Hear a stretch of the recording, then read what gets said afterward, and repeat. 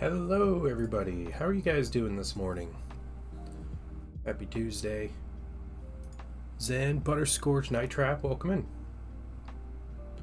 Welcome.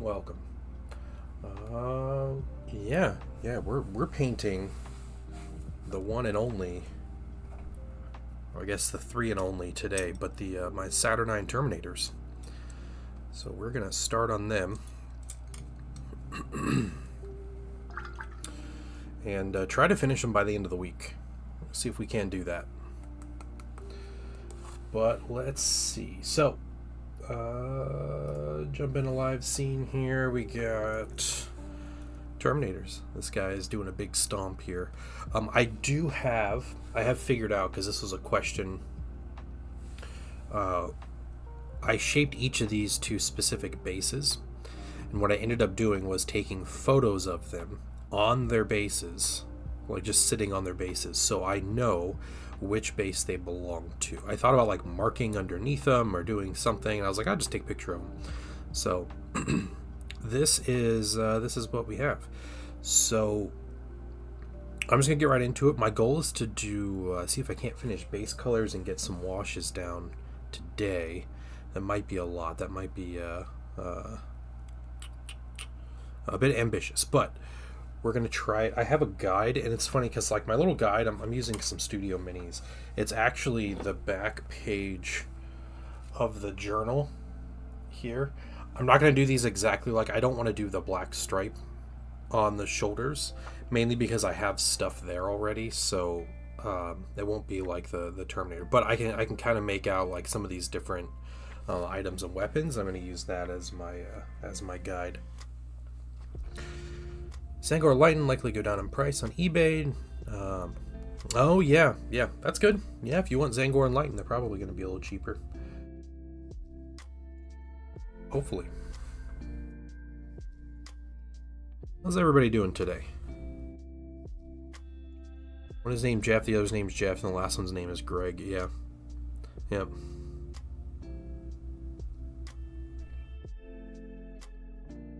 I'm starting with bright neutral gray. I would normally start with like gold or silver, but I have a lot of details I need to put on top of this white color, so we're just going to go ahead and start with it. Hey, Rebout Gilliman, welcome in. How are you doing?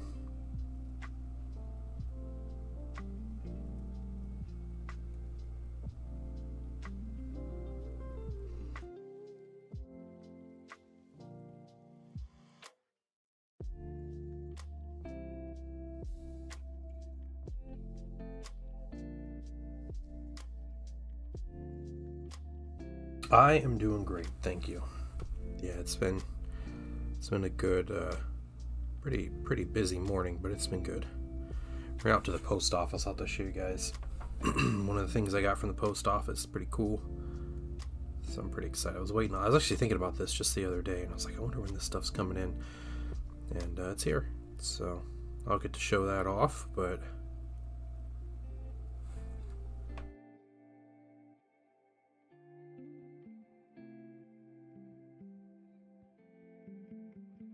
hey, Estrello, welcome in. Almost 3 occult scarabs done. Nice. Yeah. Those the any of the 40k Thousand Suns minis are going to take a long time.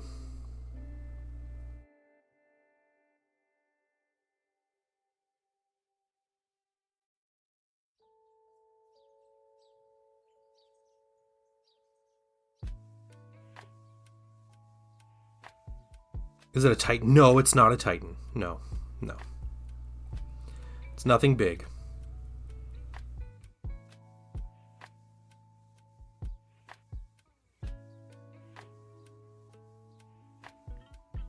Would be pretty cool if it was a Titan, but it's not. How's everybody's week been? Paint your Skitarii cloaks in slightly pinkish white. Markings of my dark mech teal. Very nice. Yeah, I'm excited to see how people get into painting those, because I'm not a fan of the studio scheme on those, And I think those minis are going to look incredible with a different scheme. Even like classic kind of red, you know, like Martian Earth kind of colors. We need to figure out which guy is going to be my sergeant. I think I know who's going to be sergeant in this squad. We'll paint his helmet white.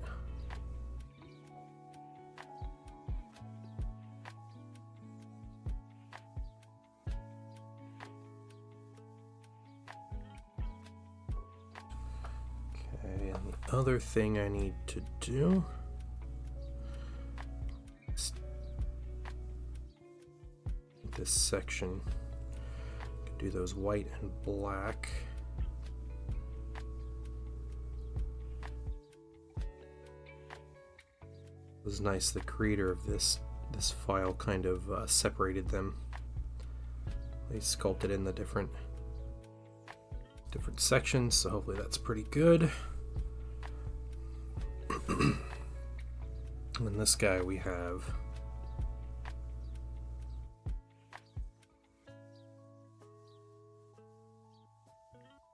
nose piece here. It's a little tuning fork. Excited, I can make the flying automaton a little more demon energy. Nice, very nice. There's a guy in my local group he got that set. He put together the is it the Vulture Axe? Is that what it's called? The big flying thing, and it looks really cool. Okay, I think that's it for the white on this mini. So we'll go down. We'll get the sergeant next. Already slow. Yeah, working them after works end up taking it. Yeah. That's okay, Night Trap. You'll get them done. This is a white. Yeah, the white and the red is a great combo. Dunder Snuff, welcome in. The strangest last 48 hours. Oh dang. Is this a stream story or is this a hobby hangout story? Either way.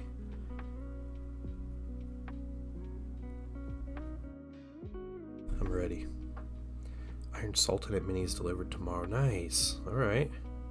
Have you played any Trench Crusade yet? Or have you just been painting on minis?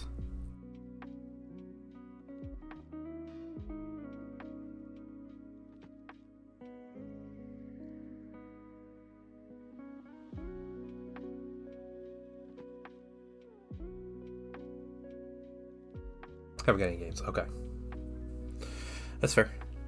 Tyranid bits. Yeah, Tyranid bits might work really well for dark mech stuff. I mean, especially in like 30k where you don't see Tyranids. I think it's a lot easier to kind of sell. Not that you necessarily have to sell it, but I think it's no, I think that's great.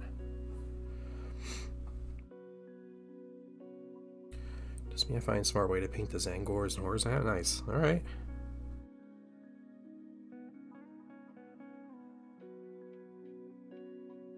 Very cool. Yeah, my goal is to field these on Sunday at the Zone Mortalis event. I made a list. I am pretty happy with my list. I was really happy with my list, and then I remembered I wanted to put breachers in it. And so I adjusted everything to fit the breachers. Now I'm like not quite as happy with the list, but it'll be really cool. So I got my big brick of like 15 breachers in. So that'll be nice. I feel like I can handle most threats, especially in 1500 points with no vehicles. It's definitely where Thousand Suns excel in the game. So, yeah, it should be really good. What is this? One reason to get semi Warhammer, so if people want to use my minis. Yeah, that's really cool. Yeah, build a community. Yeah. 1 second, Dunder. I'll read your story here in a second.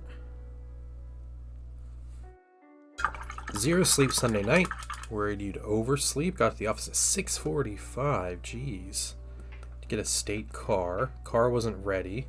We'll be ready till 7:30. We're supposed to be on the road at before 7:20. Drove the whole way to the meeting with your supervisor and boss in the car. Oh, that sounds horrible. Actually, yeah. What a crummy Monday. Anthony, welcome in.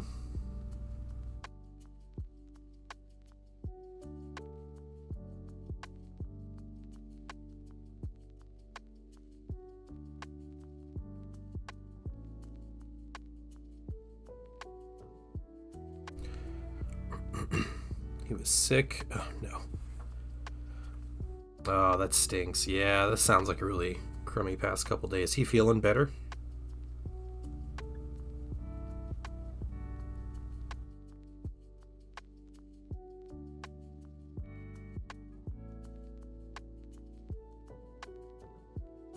No? Oh, no, dang.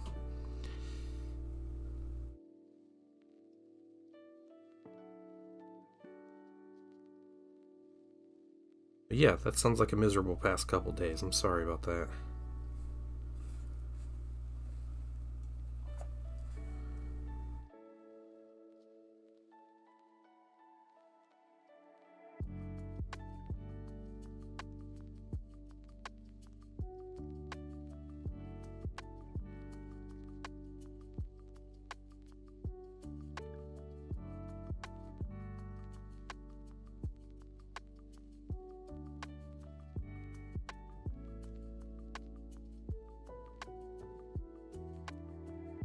Yeah, hey, Velocity, you know these STLs? Yeah.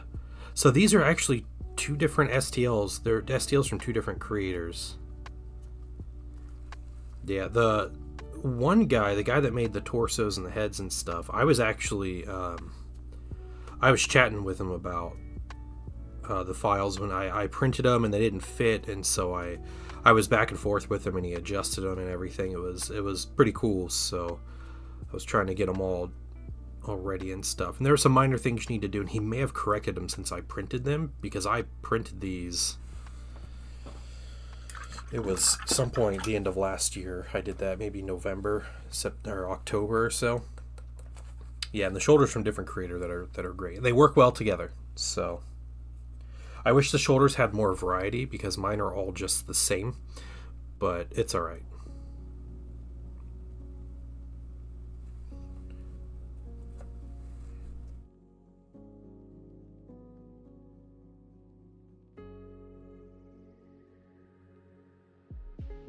Tabern, welcome, man. Welcome, everybody. Built a Muleth Vortex piece last night. That's cool. Yeah, I always thought that model was really cool. Very crazy, like, chaosy model.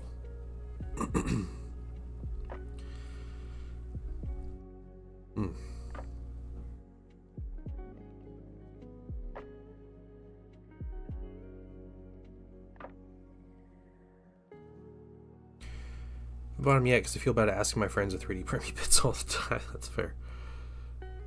Yeah, you got to make it worth their while, right? Give them some money or something. Yeah, I understand that, though. Good Vortex Beast, yeah. What is Lisa Frank's style? I'm not familiar with that.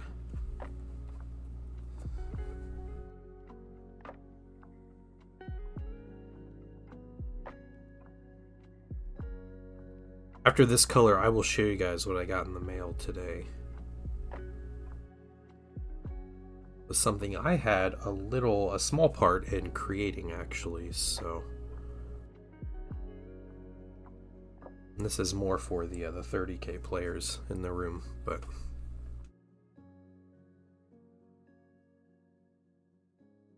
Money, it's always 10 cents of resin, yeah. Yeah.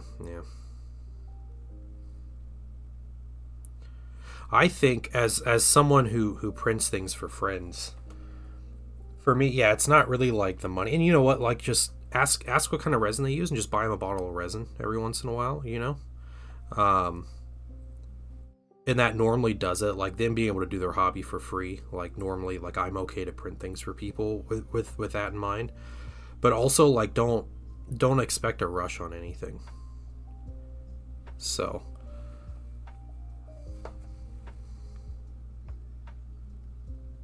Super bright happy. Okay. Oh, like, okay. Lisa Frank is like My Little Pony stuff. Oh man, that sounds pretty horrible. Exactly what a follower of Nurgle would do. The girls trapper keepers that cute animals and rainbow pattern. Oh, okay. That. All right. Yeah. 90s, early 2000s Trapper Keepers.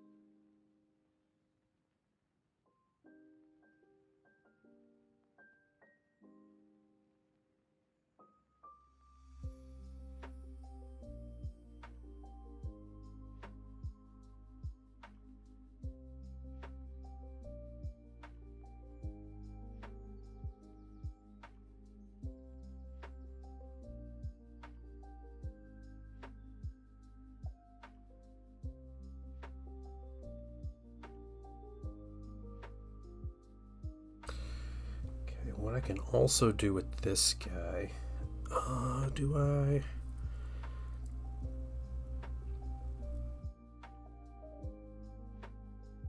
Yeah, I think we separate him out just a bit, and I think we just paint one of these shins. I know it was just his helmet, but yeah, let's paint one of his shins white here.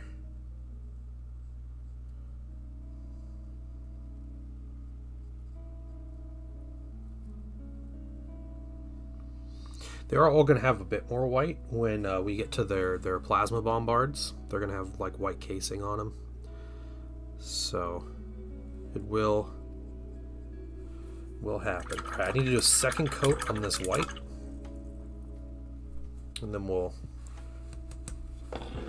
show off some things here. You're doing a command squad normal. So mine are magnetized Velocity Raptors. So if I want to end up making them a command squad, I can do that.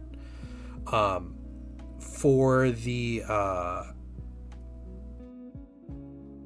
actual weapons I'm equipping them with on Sunday, it's going to be twin plasma bombard because I needed the 15 points. I was going to give them the power fist and the particle shredder, but the plasma bombard was a cheaper option, and so I have those. So I can give all 3 of them double plasma because I have 6 of these from the starter. I'm only painting 3 of them up.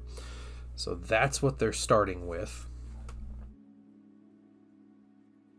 But yeah, I have everything else ready. Magnets are good to go. They're in these arms. They look like garbage from this angle, but once you put the weapons on, you can't see the magnetized areas. Apostolo, welcome in. Love the work. 2 questions. You're gonna continue your Thousand Suns Horus Heresy video series, and how'd you get the red to look so good on your Thousand Suns? So I would like to continue my YouTube series. I have been like really wanting to. I haven't quite had the time, but I keep telling myself, yeah, like next week I'll have time to do it. Next week I'll have time. I'm gonna try to put up a video next week, and you're not the first person to ask me, and I appreciate it, and I appreciate that that people are looking forward to those videos. So I would like to try to continue those very soon. So next week. My red, I don't know. Can someone here can someone pop up the red formula, and I'm going to copy and paste it over to YouTube here. Let's do this. Get this up. I don't think that, it doesn't pop up on YouTube, but here's my red recipe.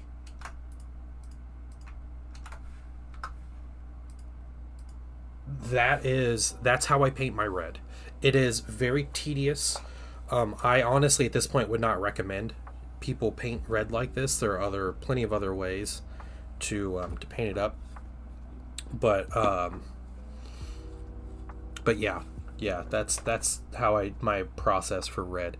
The white I use a lot. Am I the only one on YouTube doing that? Yeah. Okay. All right. I use a lot of Pro Acryl paints. So I really love Pro Acryl by Monument Hobbies. And this specific base color white is Bright Neutral Gray by Pro Acryl.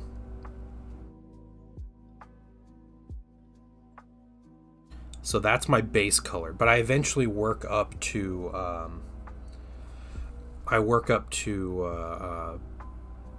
Bold Titanium White. by Pro Acryl as well. That's kind of like my final edge highlight. Real thin coats over this. I don't want to cover these runes. I like these runes. Yeah, the next video I was going to do for my Thousand Sun stuff was some army building, like how to make an army. And when I started making the video, I was like, holy crap, this is going to be an 1.5-hour video. And like, I feel like I'm going to make the Thousand Suns video, and then people are like, well, I don't know how to make an army to begin with. So I wanted to make a video about, like, in general, like the simple process of like, here's how you make an army for Horus Heresy. And then I would make a part 2 of like, this is like my thought process for making a Thousand Suns army, and just talking about like some detachments that are useful, and going through like you know, here's the kind of things I hope to achieve when I make an army, and all that kind of stuff. So that might be broken up into 2 videos, just because that's a lot. And maybe I can get an army building video down to like a quick video, but I'd rather separate those out. So yeah, I might do that. You do GW Gold Primer, Army Painter Red Gemstone through an airbrush. There you go. Yeah, Gemstone's a nice, like, clear, kind of glossy paint, isn't it? Yeah, use dark gold to bright gold, then clear red. Yeah, yep. I think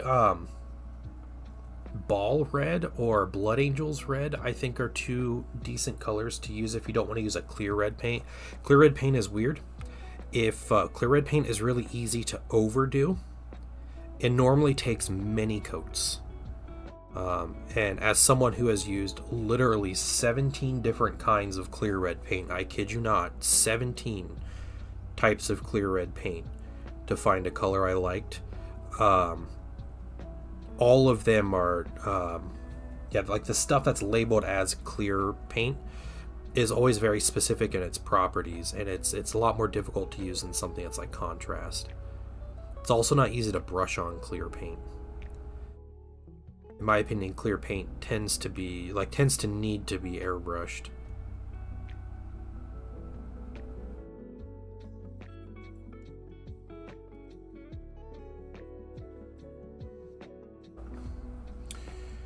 Took some notes on the painting. Paint Thousand Suns 40k. Just got into Heresy. Want a better red recipe for my 40k models. Nice. Gold airbrush and Blood Angels red brush. But yeah. Switching to Tamiya. So, alright, the Tamiya clear red, I used to use it for my army.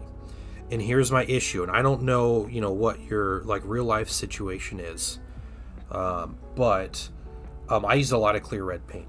And I found a store near me that sold it, and I would just buy out their whole stock, and I would go through it like crazy. Because I have like over 10,000 points of painted Thousand Suns. I have a lot, and I've painted a lot.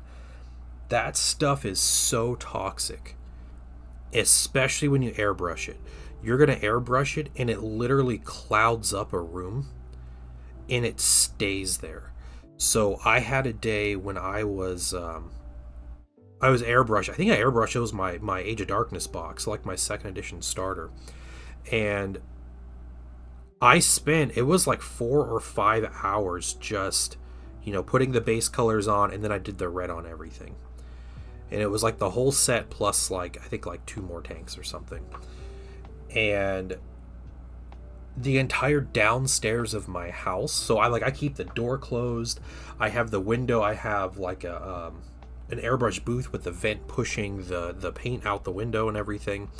The whole room was a cloud. And then when I try to stay in the room afterwards to try to air it out more, but when I opened the door, the entire downstairs reeked of it's what is that, lacquer. It's lacquer paint. And to me, I also feel like it's a bit deceptive with how they market their paint. So they call it clear acrylic paint. It is about 35% acrylic. It's 35% acrylic, 30% water, and the rest is lacquer paint, which is, very toxic and everything. Nuber Gaming, welcome in. All right, we got this white done. So very cool.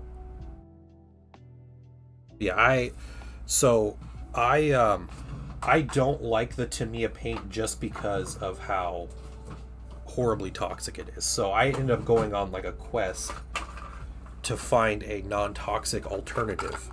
Um, that's why I use the AK Interactive stuff. Their clear red. Their clear red is the closest one-to-one match to Tamiya that I could find. However, the little string here. The AK stuff is really bad. Not that it's toxic or the color's bad. The color's gorgeous. It's just it reactivates. It has a real problem with reactivating. So you notice my steps on my red recipe where it's, I think I put it in there. Okay, so one step missing. So I put the clear red on. You have to let it cure for about 24 hours.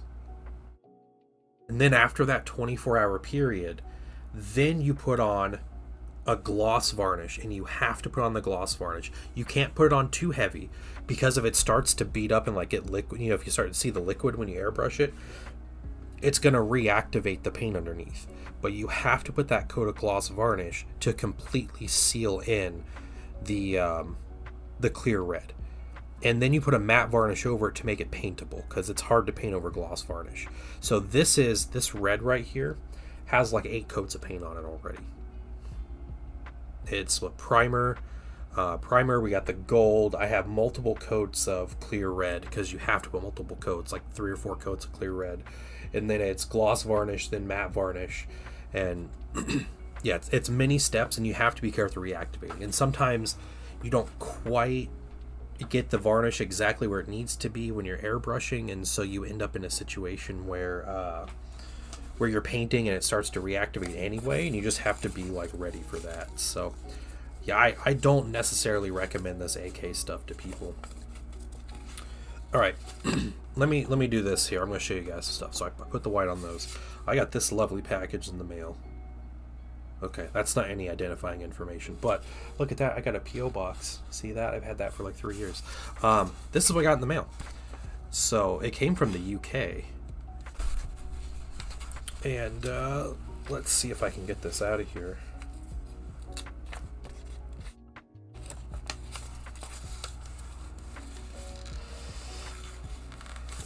Yeah, I think at the end of the day, I just recommend like finding a good contrast like paint. I think like Ball Red or Blood Angels Red are probably good ones. All right, we gotta tear this. So what I got here for you 30K players. Let's see if there's everything in here. Okay, this is it. This is it. Yeah, I got the old world stuff. Okay. Here we go. These are tabs. You guys see these tabs here?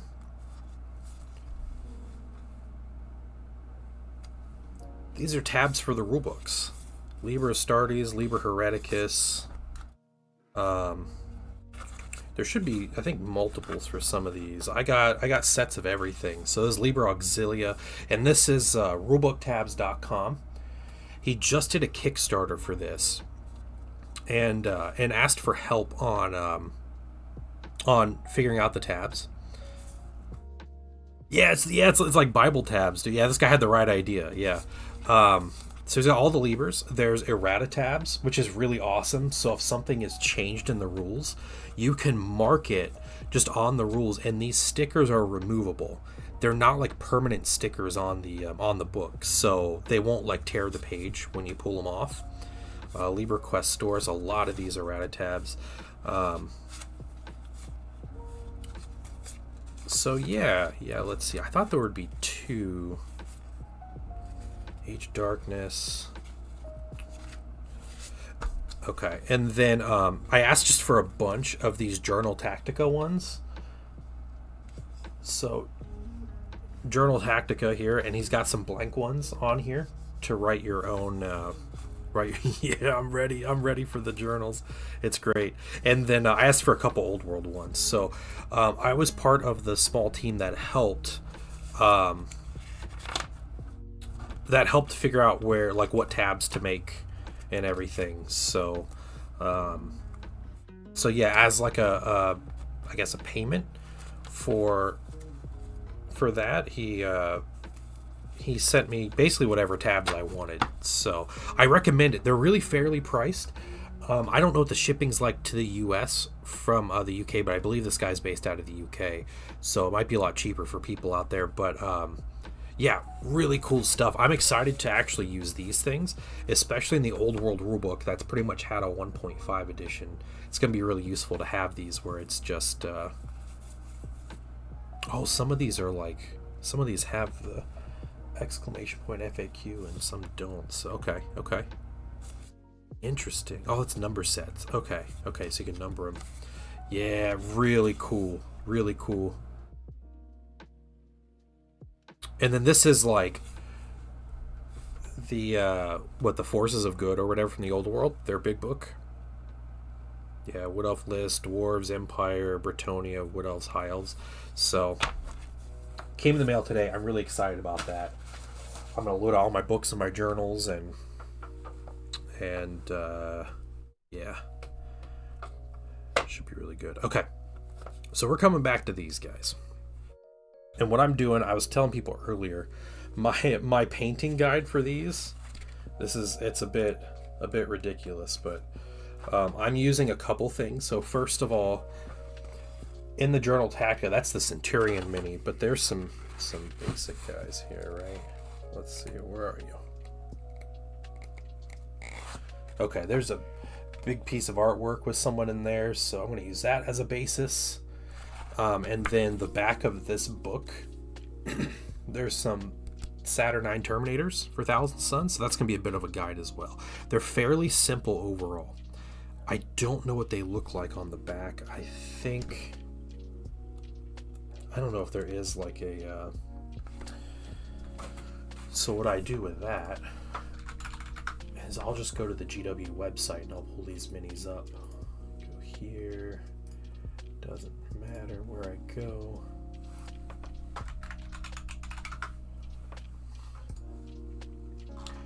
And we'll get hopefully a 360 image. Are they doing 360 images? No? Yeah, okay, sweet. All right, that's good.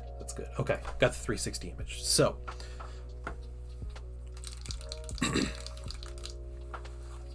blue jeans come out gloss, anodized aluminum red. Oh my goodness. Okay, yeah.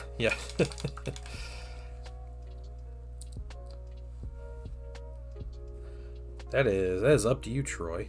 How are you doing?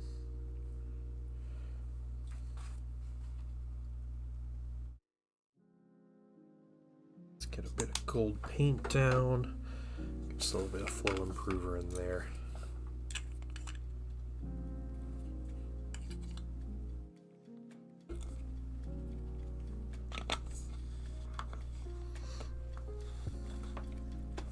Yeah, that rulebook tabs guy, I think he has, he's done Blood Bowl, the Old World.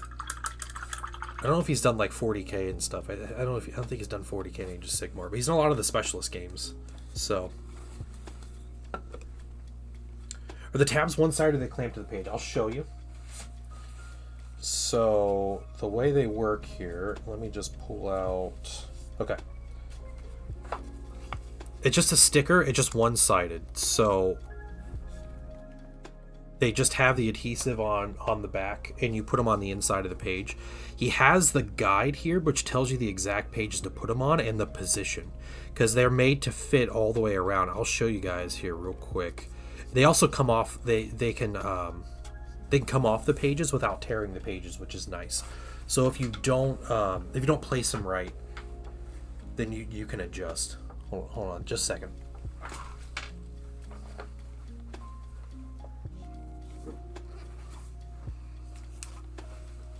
So I have these. I got these for 2nd edition. This is where I found this guy. But these are my tabs for my 2nd edition book. I know I'm zoomed in really far, but that's what these tabs did. That's where they are. So they just sit on here, and I mean, here I'll take the risk here. Let's see, Emperor's Children. Yeah, after a couple years, it just popped off. So there you go. That's how they work. Yeah, I'm pretty sure he has Blood Bowl tabs for Blood Bowl players. And I think Blood Bowl, like the third season or third edition or whatever, was the next thing he was working on. Does he say? Hold on.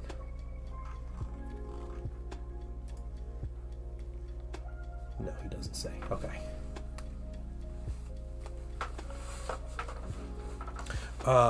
For a slightly better finish on my red contrast, would satin varnish be good through process for clothes? Yes, satin is my preferred finish on Thousand Suns. And just to give you an example, the red on this mini, that's satin finish. The gloss varnish, in my opinion, looks unrealistic. It's too, like, I don't even know. It's not even like wet looking. It just looks like you put gloss varnish on something. So my metallics on here, it's a satin varnish through an airbrush. But yes, I recommend satin varnish. And what I do is I airbrush the entire Thousand Sun with a satin varnish, and then I go through with this matte varnish, this ultra matte varnish, with a brush, and I hit all of the white casing in their helmets and stuff, and I get all the like cabling, the gray areas, the things that aren't metallic.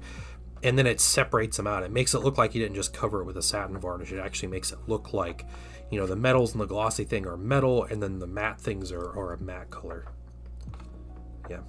This little Thousand Sun's been sitting on my desk as like a little helper for a while now. Okay. Let's get to our gold.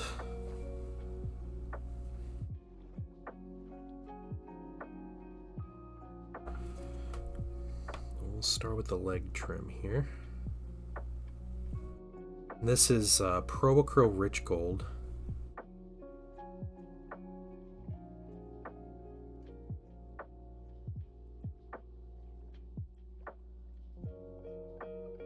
GW did that for us like they do for AOS. Wait, do what? What does GW do for AOS?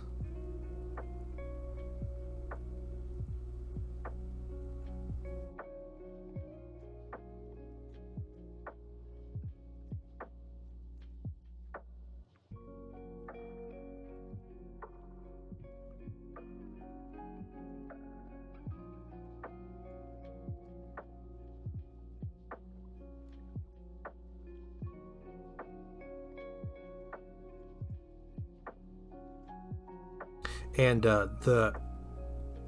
as far as like YouTube videos go, oh, they have tabs in. Oh, do they really? I didn't realize AOS books had tabs in them already. Dang, that's crazy. That's really cool.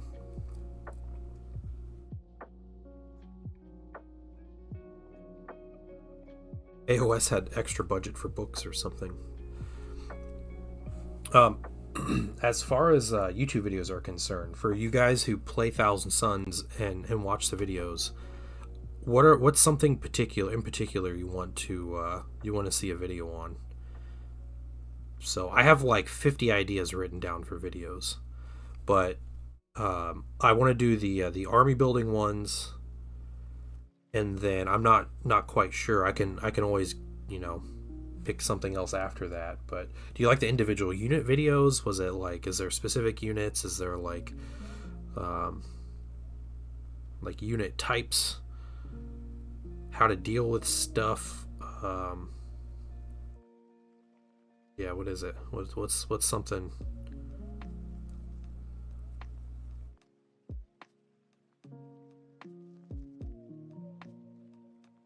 Have you ever been through doing an oil wash with these? Have you ever thought about doing an oil wash? Yes, I did. And actually, my original test minis for these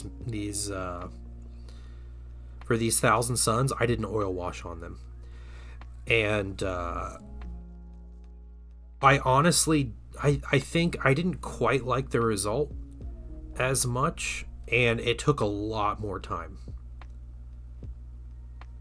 So it was kind of twofold. I remember doing the oil wash and I was like, like this isn't really for me.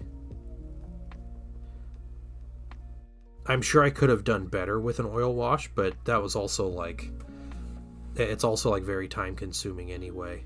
as far as like the downtime on them.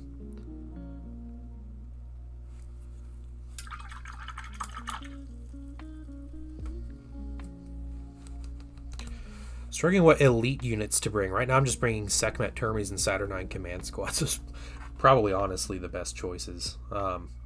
No, I think Thousand Suns, man, Thousand Suns are their elite slot is pretty stacked though. Yeah, that's a good video to do, because if you're willing to make a numerologist, the fact that we have a tech marine in the elite slot, and then our special detachment gives us an elite slot, is just like a crazy advantage. The Prospering Convocation detachment is so good, because not only does it give us, you know, apex units in an auxiliary detachment, it also gives us a prime troop choice, which is something that we really want more than most people. So like, incredibly good. Update videos of your painting scheme with audio might be a good idea. Okay, yeah, that's an old video, isn't it? My old painting video. Dang, that was like when I first started. Yeah. You know, I have tried to make painting videos multiple times.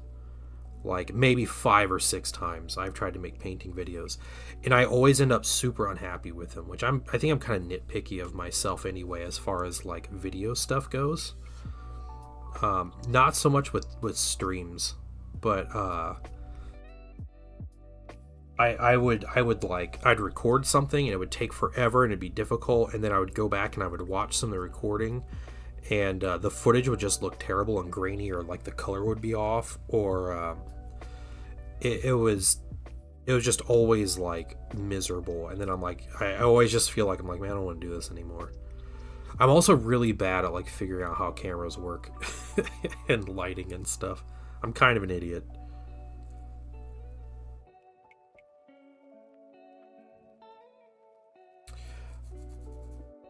The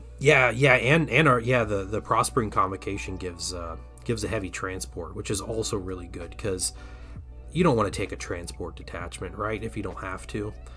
So it feels almost like a wasted detachment. So yeah, it definitely is like an all-in-one detachment. I always try to like maximize taking the Prospering Convocation. But yeah, the Numerologist is such a good choice.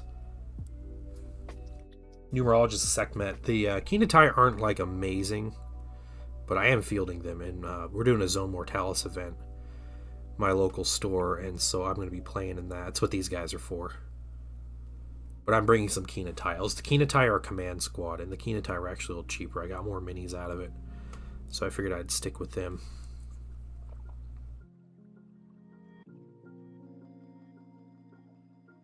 Their weapons are also slightly killier than what I have my command squad equipped with.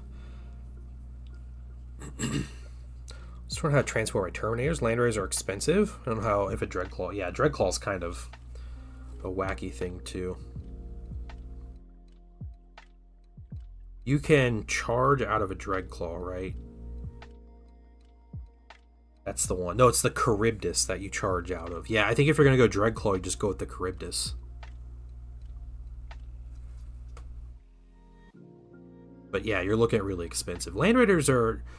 They're expensive, but they're really tough. That's the thing about vehicles in general in third. Unless your opponent's just stacking laser rapier batteries and Vindicators, which is kind of what I want to do. But yeah, your Land Raiders will live through a lot. And at least normally until turn 2, when you want to get the Terminators out. You really don't want to sit Terminators off the board that long, because they're not going to do much in a 4-turn game. It's like a turn 1 or turn 2 drop.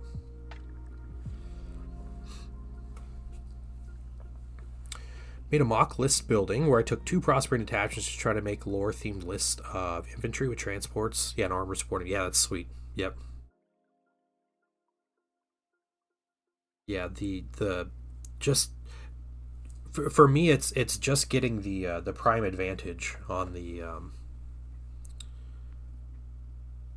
troop choice is so good, because you basically just ignore statuses at that point. I just put Athenian on my troops most of the time, and then just start of my turn, I just remove all the statuses on everything that got a status, and yeah, and then just move on with my life. And those armies that are focused on putting statuses just don't do anything. But yeah, the combat veterans prime slot or advantage is really strong for that. Going up to willpower 9.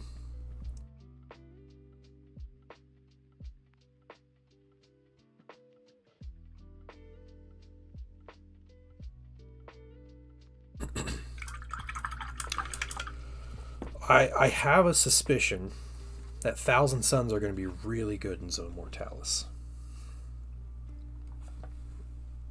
And I'm hoping I get to test that a bit this weekend. I'm not bringing I'm bringing a couple really good units. I'm not taking the most destructive things possible, but I have a tactical support squad. I took Aether Fire Plasma and gave him Corvidae, so that should be really strong if I can get the combo to work. I should melt any kind of Dreadnought or Terminators that come my way. I took Inductii because you kind of get that same combo but a little cheaper. It's a little worse, but it's a little cheaper, so that's a nice one. Hopefully get some damage out of that. And I took some Saturnine Terminators just because they seem like fun. But in general, I just think the shooting will be really good. When was the last time I mispainted? Like made a mistake while I was painting? Is that what you're asking, Night Trap?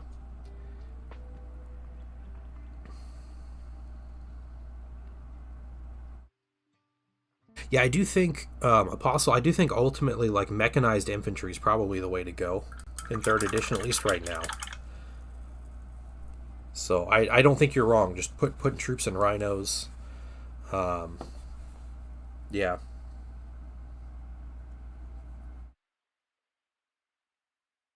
Yeah, our specialized stuff is so good in Zone Mortalis. The Aetherfire Blasters. So I don't care for the heavy weapon version of the Aether. I mean, they look awesome. They look really cool, and I think they're okay. But you can't.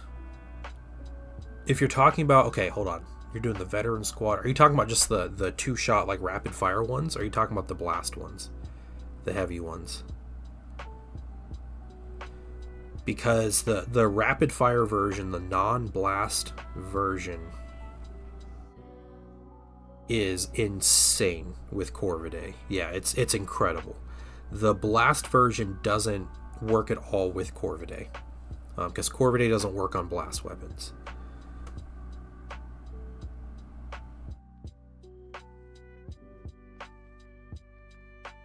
So yeah, one of the two strongest, maybe top 3 strongest things we can do is a is a tactical support squad with the Aetherfire Blasters, because they just put out some you're gonna wipe a Terminator squad in one volley using those.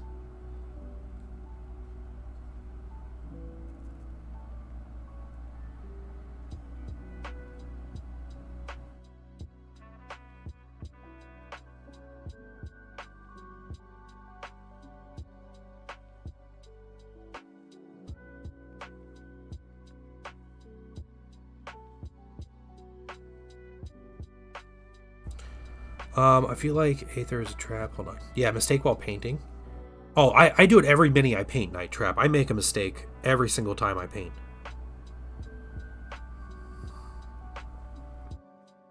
Yeah.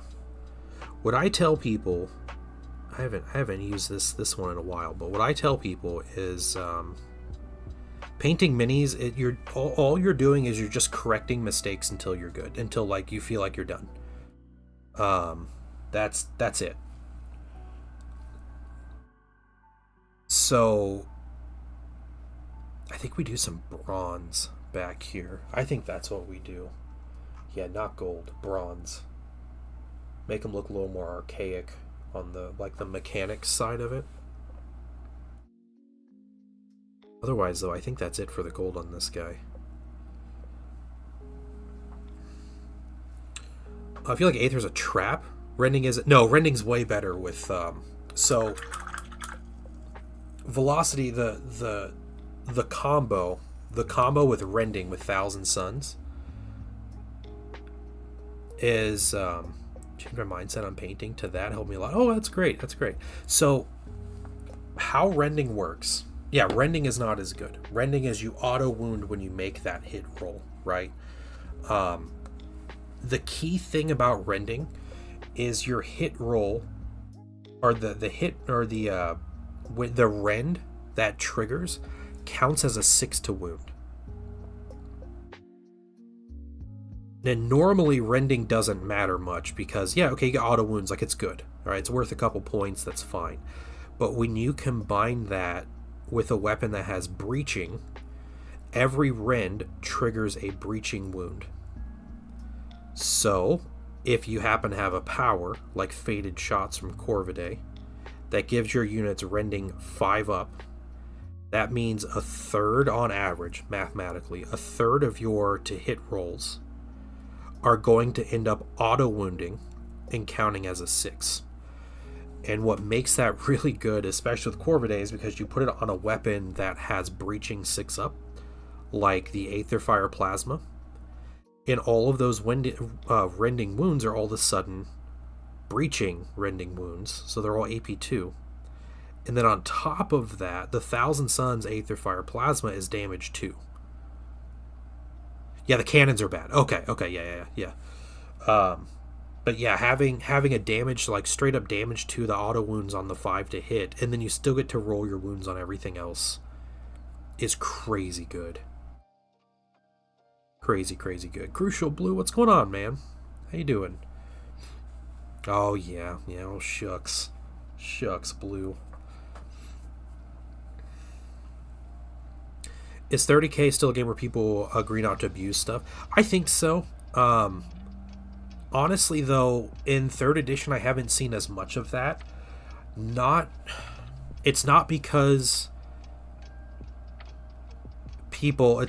like the people that are playing are just more into like winning or anything. It's because the game doesn't need it as much.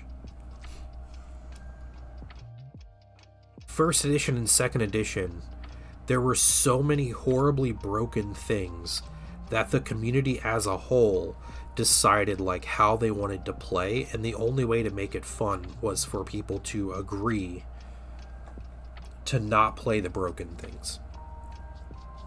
In 3rd edition, I don't think there's much of that, honestly. Like, there's cheesy combos and stuff in the game, like there is in all games, right? But there isn't anything to the level of Fury of the Ancients, Rite of War, or las cannon spam, or anything like that.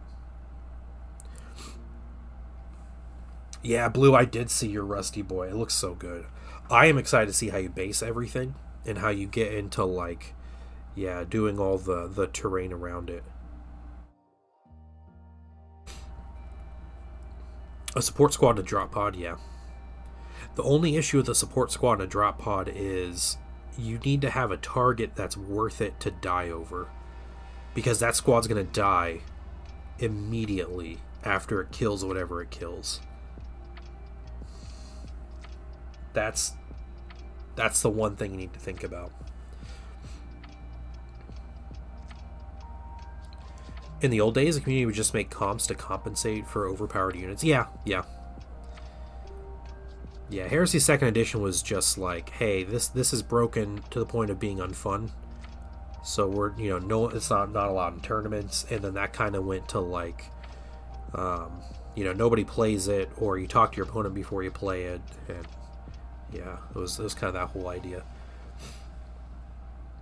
Oh, Velocity Raptor, yeah.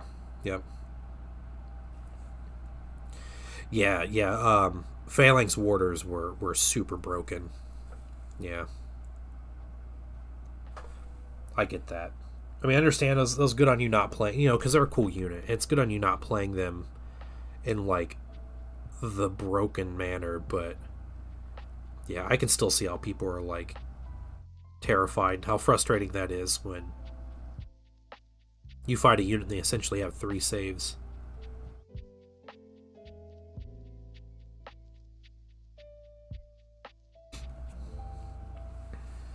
The Death Storm drop pod? Yeah, it's a cool mini. Yeah.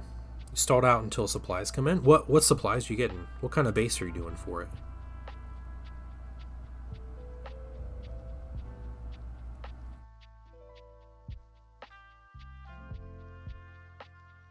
Yeah, like a biome in mind.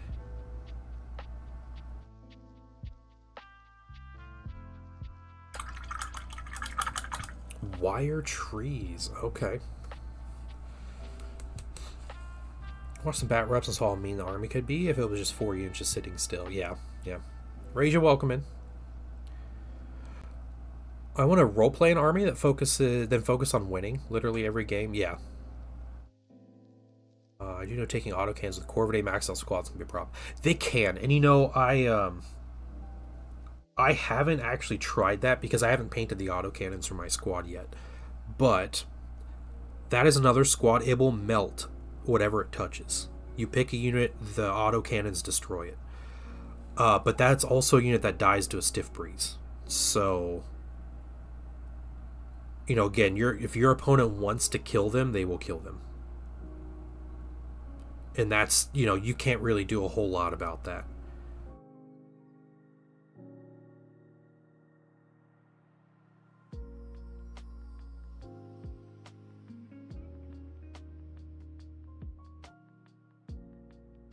Go ahead, branch them off, coat them with glue-soaked paper. Yeah, that's really cool.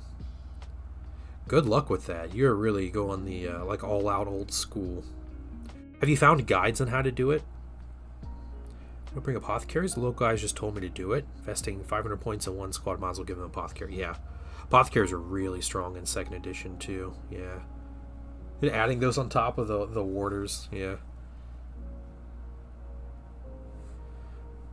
The same people that convince you to take apothecaries are the same people complaining that you're taking the unit in the first place.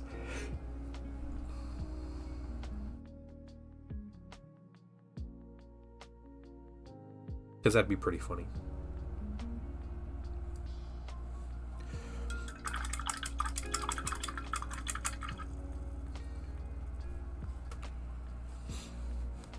Yeah, there's a First of all, let me say take just a moment. older YouTuber here. Hey, Rocket Boy, thank you for following. Called the Terrain Tutor, and I guarantee he has a guide on making wire trees. That guy's kind of like the goat for making just like stuff out of stuff. It was the same people, of course it was. It's White Scars, 4 autocannon box knots, autocannon heavy squad, and siege terminator. Okay, that guy likes autocannons. That's super thematic for White Scars, apparently. Yeah.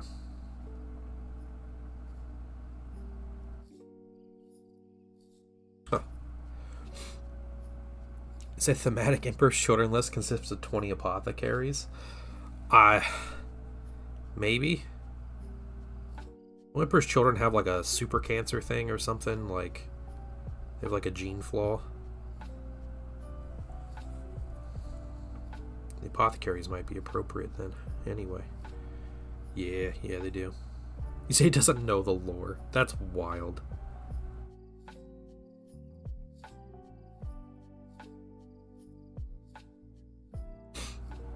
Yeah, that's why their legion was so small. Yeah.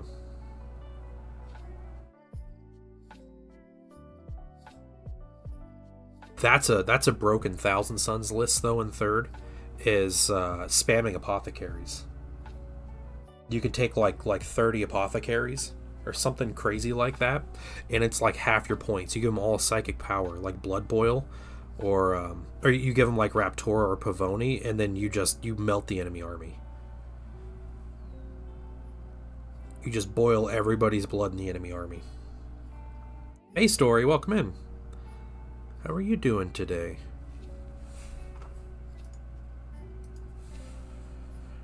Casual conversation about next. Okay, yeah.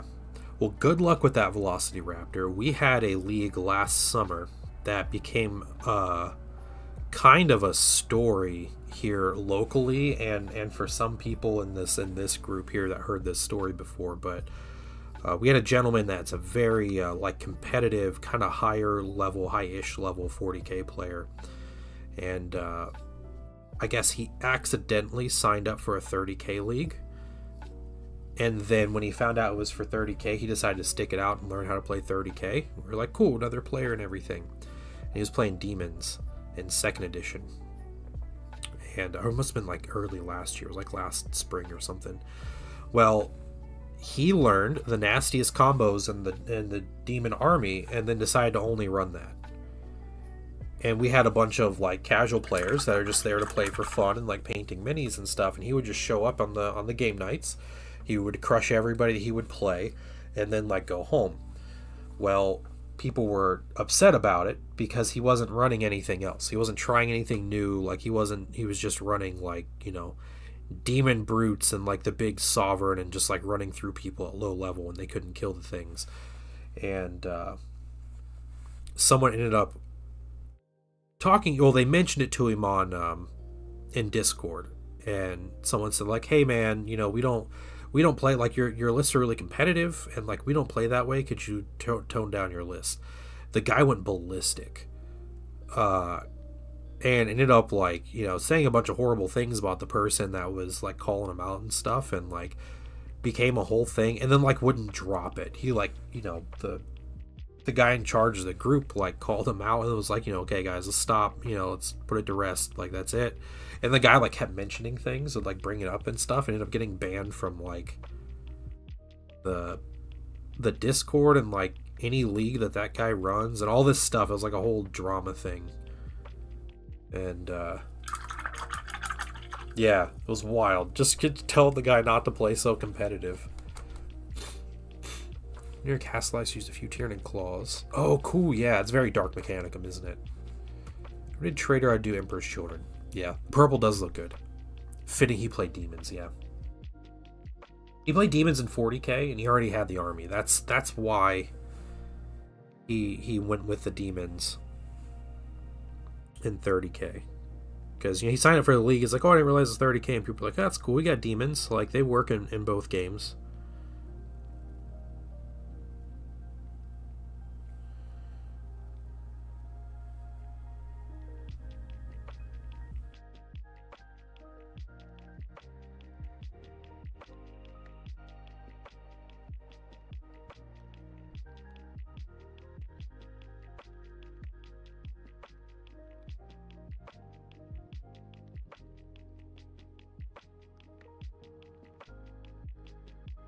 Sounds like a real fun guy. Yeah. He's not an orc player, but yeah. Super fun.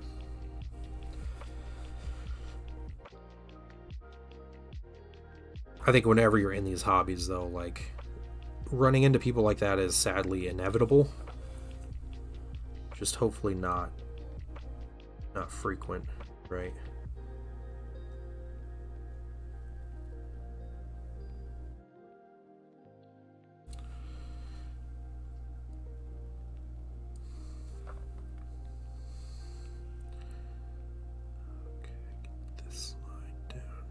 Here. Demons are cool. I hope to get their own dedicated 30K. Yeah. I don't know. I don't know if we'll end up seeing dedicated demon minis.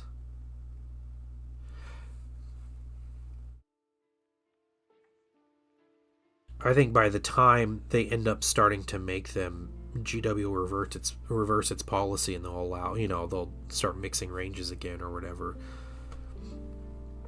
It'll kind of be a moot point anyway. But overall, like, the 30K line, in my opinion, are some of the best minis GW's made, and I generally like them a lot more than the 40K line of, like, kind of equivalent stuff. Custodies. But, yeah, we'll see. We'll see what the future holds. Extremely competitive person, but specifically try not to run competitively. Yeah, you gotta learn how to tone it down. I get the grump if you want to play the game with locals that ask you to tone it down. Maybe it's not the group for you. But then if it's more than one group that asks you to tone it down, maybe you need to tone it down. Yeah. And I don't know, Facetore, I don't know if there's other groups telling to tone it down, because the 40K community is very competitive overall. Like, because the game just is built for that, more or less. Right? but he took it very much as a personal slight that someone told him, like, hey, can you not, like, bring all and only the best units that you have, because the guy has thousands and thousands of points of demons. Like, he can field whatever he needs to for the army.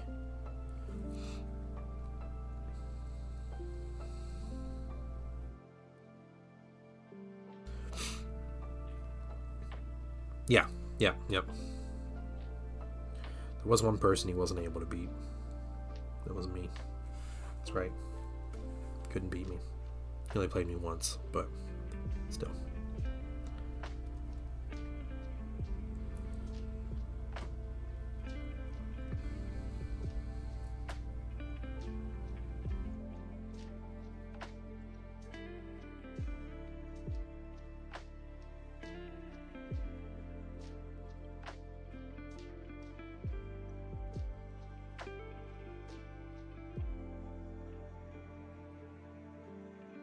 His first game, not knowing. No, you know what it was, but I did beat him in that. It was funny too. I did teach him how to play 30K. I did a learning game with him, and he picked it up really quick. And he's someone who's only ever played 10th edition 40K, so which may also explain some of the attitude of, like, hey, we don't play like that with these other games, but. He was getting kind of upset that he was not winning, and I was, like, trying to, I was taking it easy, right? You never want to beat a person the first time you teach them how to play a game, but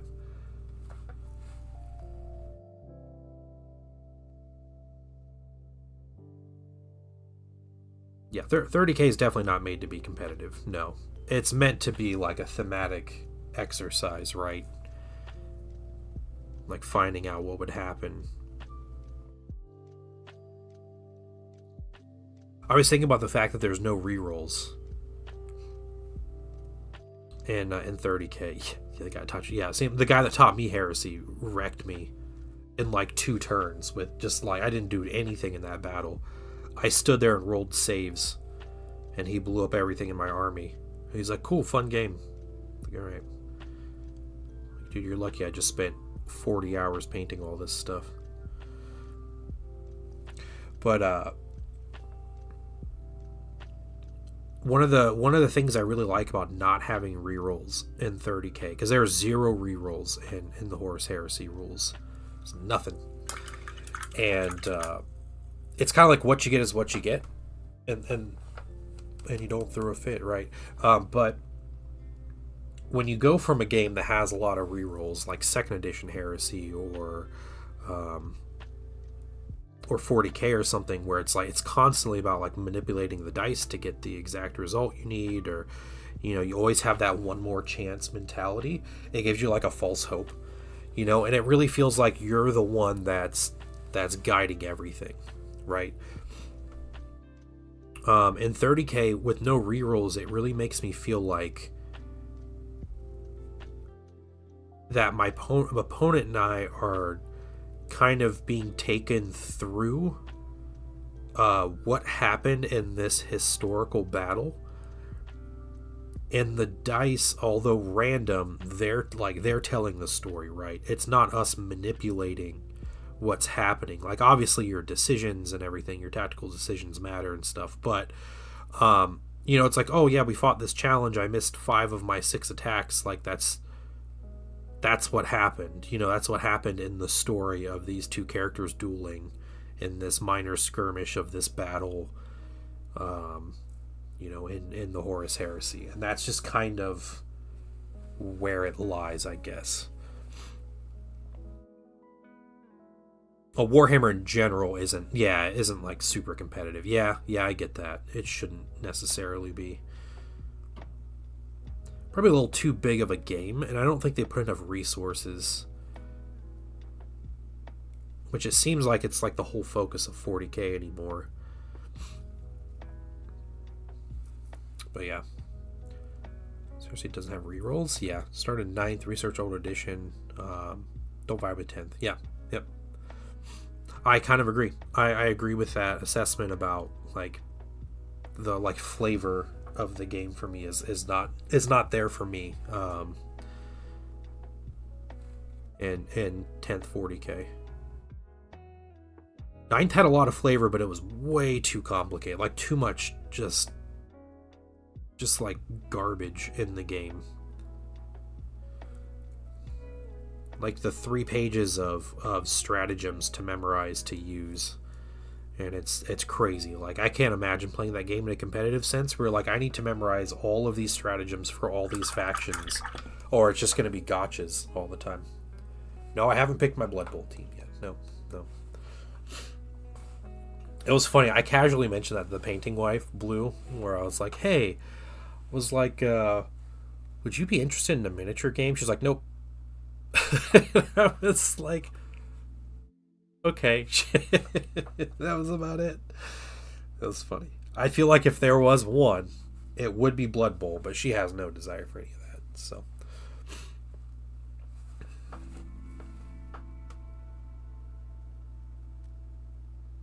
yeah, I don't think the strats were the only problem in ninth. It definitely was the biggest problem, though. Yeah, hangs head and walks away. It's exactly what happened. They're just like, oh, okay.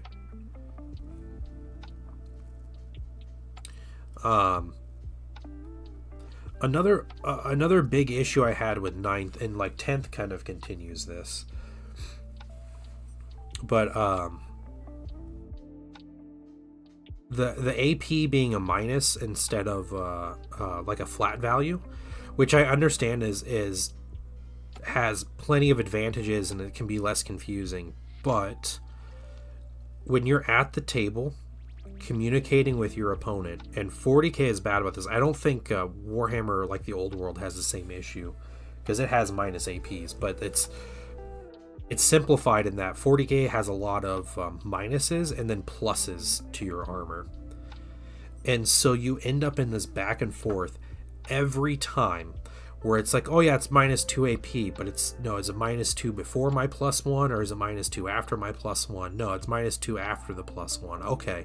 And then and 9th edition had that with when they put the Armor of Contempt in the game. It was miserable playing a game. She's like, yeah, it's minus 1 AP. Okay, is that with Armor of Contempt or without? And it was that same little exchange every time that probably took up 20 minutes of game time every time we played, and that's a miserable 20 minutes of just talking about AP related to plus armor and that whole thing. Like I heard the words Armor of Contempt so much, I'm like sick of it. And 10th edition still has Armor of Contempt, and it does a similar thing, right? It's like +1 to your armor save or whatever. And there's ways to do that, but like the flat AP values are superior in my opinion. Just for that gameplay, like once you understand it, it's a thing, and it's like AP2, bam, that's it. Everybody knows what AP2 is. Everybody knows what result you have on an AP2. It's just done. There's no further thought about it.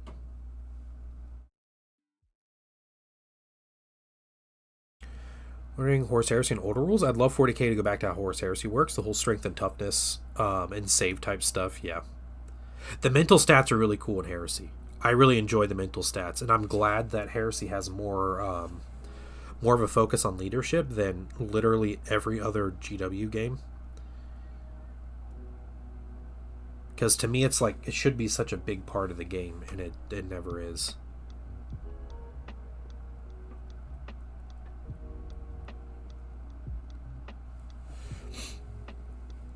Yeah, you tell your opponent the numbers, and then yeah, and Anthony, that's fine, but like it's still always a conversation. And like, do your opponents always do that to you? Like, yeah, okay, you can. Like, is that worth having a conversation? Because it seems like a lame thing to have a conversation about. But then again, like, how much time are you going to spend talking this over when it could just be a couple minutes? But then it seems almost pedantic to talk about that whole thing. How do you talk about armor saves when you're doing damage? And if it's a different way than someone does it, then it's like, yeah, that's. Ooh, That was, man, I was so happy when 10th edition was coming out because I was like, I'm so tired of talking about Armor of Contempt.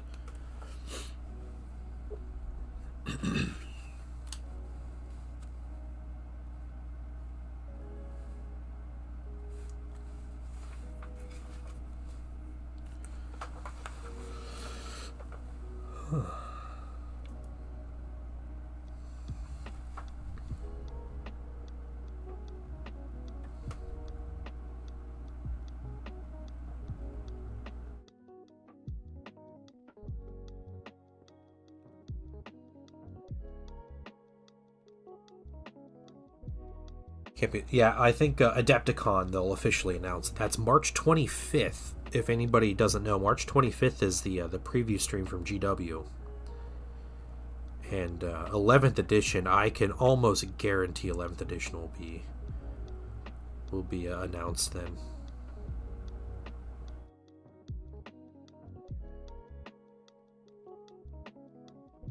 Adepticon's always a big one, so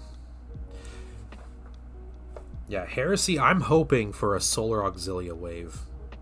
Solar Auxilia need a bit more milk, a bit more to juice them up, you know.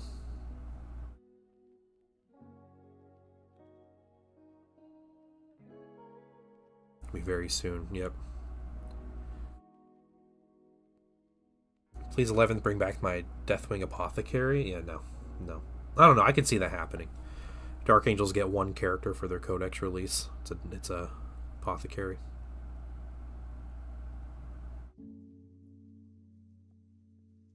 Yeah, who knows? I haven't heard any rumors about, aside from box set contents from Valrak, I haven't heard anything about rules changes or anything like that. Psychic powers and character unit customization comes back? Yeah, who knows? Ugh. The free war gear stuff did not like. I will give 11th edition a chance. Unless I just see it, I'm like, wow, that looks miserable. But I'll try to give it a chance.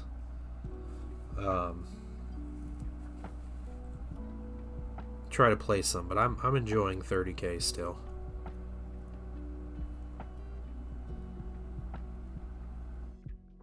And I'm enjoying the old world. I signed up for a Middle Earth tournament, so I have plenty to do. Yeah, Psychic Powers would be good. My Ultramarines are sobbing. Yeah, they are. My Ultramarines are so behind the times. I don't have any of the minis that came out last year or this year.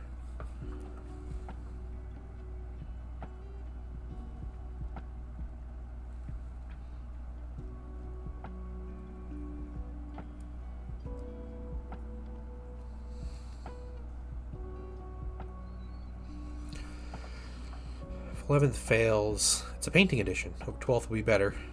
Yeah. Hey man, keep that out. Hey, soon an Adepticon announcement that could happen for Heresy could be the start of Legion plastics. Legion specific plastics. And the rumor was Sons of Horus first. A new Abaddon mini, Saturnine Terminators. And hopefully more with that. But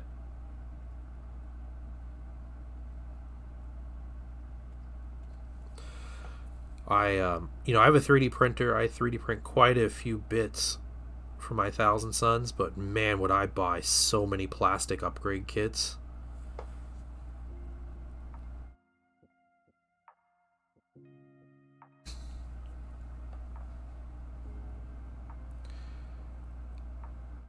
I'll buy it on the starter regardless. Yeah, it is always a good deal, isn't it?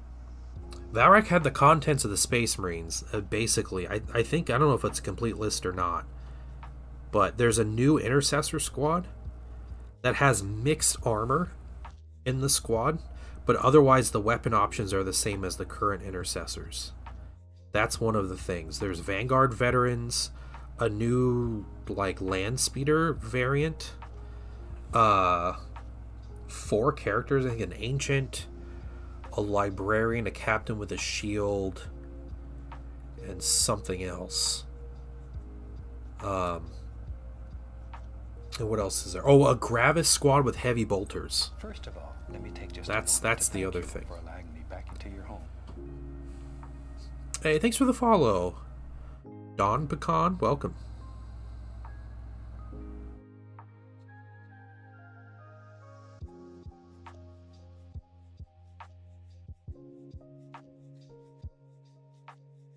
Ran removed from Varrock today is a Gravis one. I think he said it's a power armored one. Or no, wait, I don't remember what he said. A Tacticus. Did he specifically say? He said something specifically was Tacticus armored.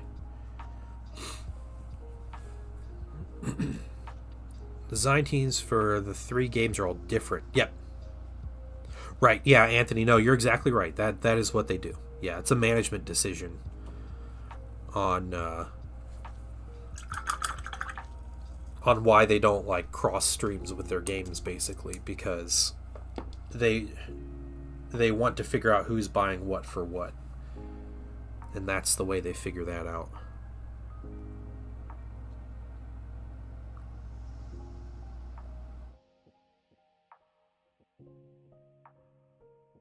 The nice thing about playing specialist games is that the specialist games tend to cross over a little bit. So there's quite a few things in Horus Heresy where they actually recommend using Necromunda minis for.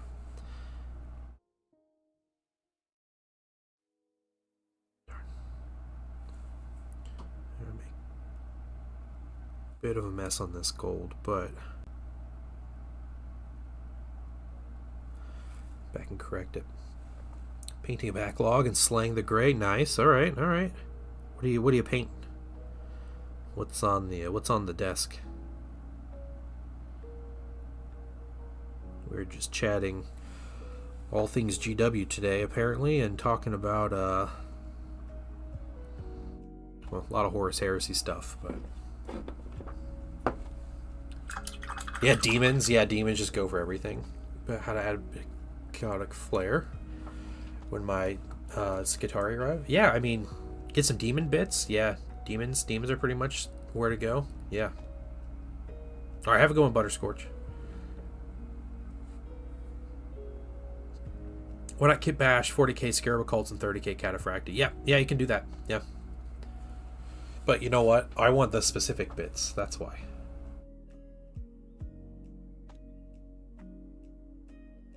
Yeah, demons do work in just about all games. And if you get a regiment like base converter, you can get them to work in the old world pretty easy. Not in Middle Earth, unfortunately. Or Necromunda, or I don't think Blood Bowl has a demon army. That'd be pretty crazy. Lots of heresy happening today. That's true.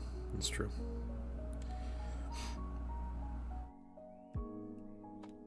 If you could get Sekhmet Terminators in Tartarus armor, absolutely I would buy a box and make Sekhmets out of the Scarab Occult minis. But yeah, otherwise for like bits and stuff, I think the Rubric set works great for spare bits and like veteran units and stuff, which is something I always wanted to do. But I don't know. And I know the Sorcerer kit is also a really good source of bits for like characters and everything. But that's another one I haven't used. If we an Arcane Journal for Thousand Suns that give them heretical rules, you know, like late heresy or, you know, almost Rubric rules or whatever, like that kind of stuff, I will absolutely make a more chaos themed start to the army and keep doing that. What about which products is being sold where? Yeah, the more they cross-pollinate, the more people buy into the systems. Yeah, but you know, it's like bean counters need to figure out what exactly goes where to make them look valuable. So that's probably where this comes in. And like accountants run companies, right? So they need to know what to put the resources in to make more money. Is it a good idea to magnetize Zangors? I don't necessarily think so.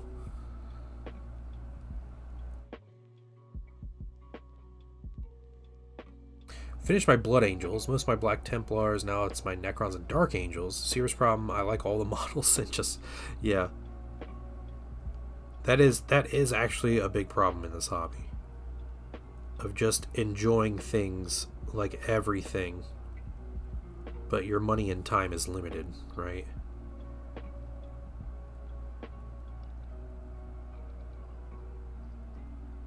I get it. I totally get it. That's me specifically with the old world. I would be happy to have an army for anything in the old world.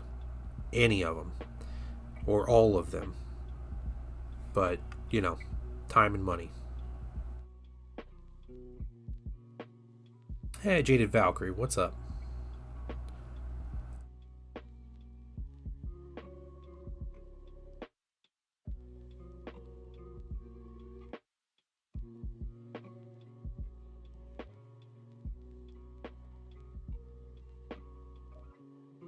Okay, we got gold there.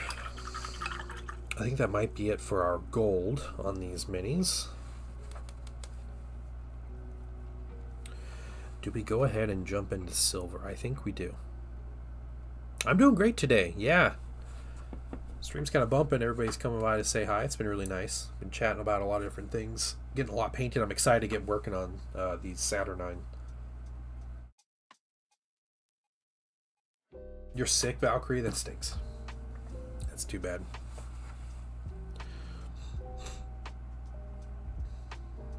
Yeah, everybody's sick, dude. It's yeah, it has been a year for that.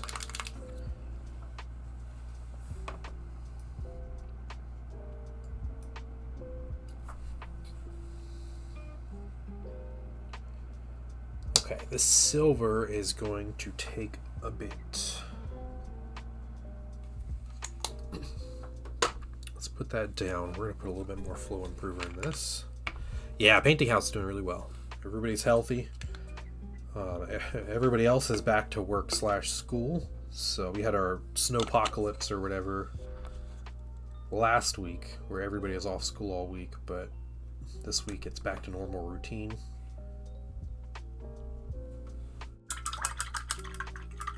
Went to the gym this morning, destroyed myself, felt really good.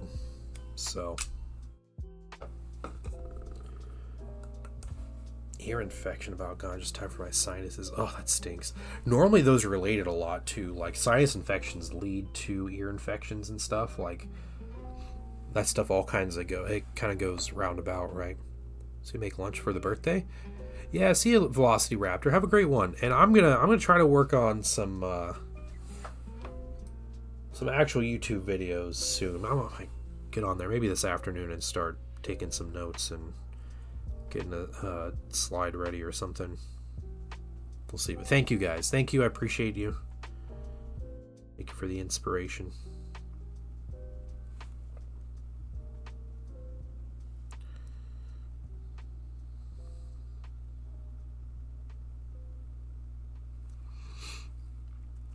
I think what I'm going to do, I'm going to paint these in sections with this silver. And this is Procryl Steel. So it's their mid-tone silver that I use.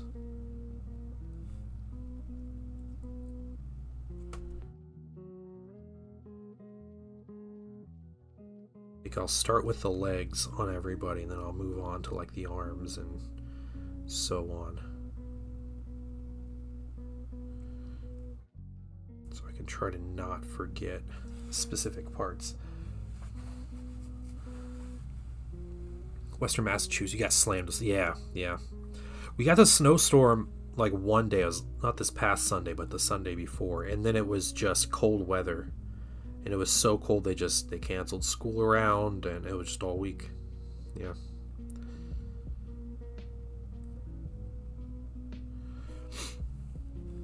Bacterial antibiotics I'm taking should knock it down hard. Yeah. Dang. Yeah, that's crazy. Yeah. I've had a couple of those moments. I had the flu really bad one year. It was my last year not taking a flu shot, by the way. But I had the flu really bad, and I was off work for 3 weeks. It just kicked my butt. It was crazy.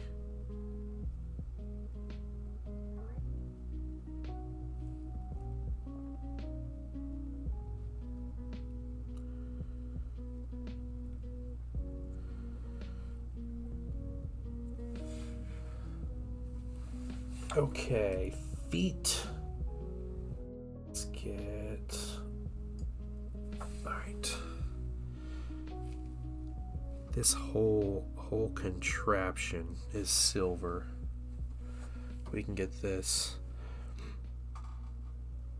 Can I paint? Yeah, Monument Hobbies, their Pro Acryl line. So let me, a disclaimer here. I am an affiliate with Monument Hobbies. So if you do buy, like, use that link that Blue was gracious enough to post, and you buy stuff off their website, I get a little like commission from it. I'm not making a living on that, guys. All right, I have been shilling Pro Acryl's products since well before I ever got that. I love their paint. I ordered some stuff on kind of a recommendation from somebody. I tried them for like 2 days and then sold all my Games Workshop stuff. Most of my Games Workshop stuff. I still have my contrast and washes and stuff, but yeah, this is, in my opinion, the best paint you can buy for the price and for the quality and all of it.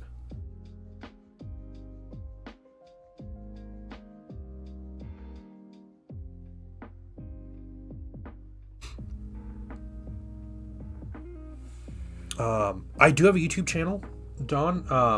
I don't post painting. I dual stream YouTube and Twitch. I was talking about this earlier. I don't post painting videos because they're never to the quality that I feel like I can release. Like the picture quality is bad, or like I'm out of focus doing stuff, or just something, and like I don't understand how like real YouTubers do it, because it's difficult to make a good video with good camera quality that's showing off colors and everything, and I am not up to the task of that.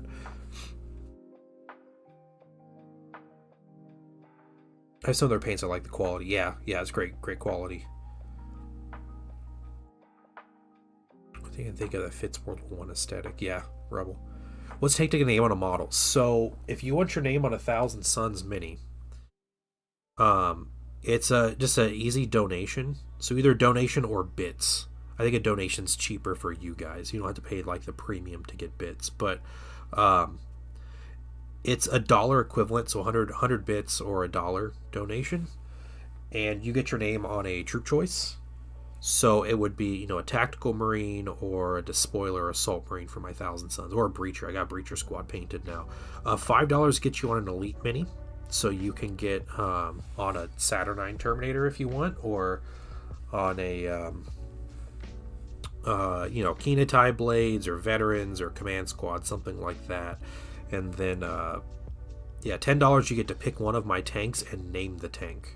So if you have a cool tank name you want to come up with, you can do that. But that's just something I do. So I have a good 20 plus people that have names on minis, and we did a little fundraiser for it. So I actually used it to fund buying a fell blade, and we funded that fell blade due to a lot of generosity from people.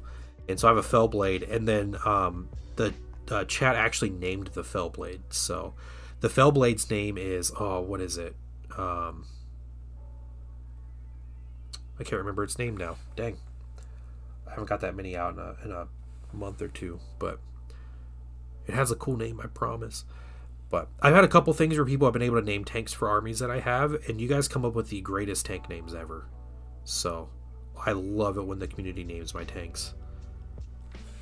I have like Tank Sinatra Jr. I have, this one's for Harry C. Magnus Did Everything Wrong, I think, was a tank name I got. Yeah, just stuff like that.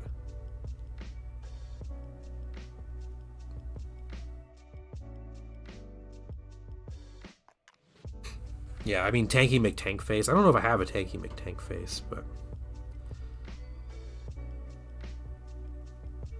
I have Ignis Day. Ignis Day is the name of my Malcadoran furnace. If you don't know what Ignis Day is, it's Latin for the fire god.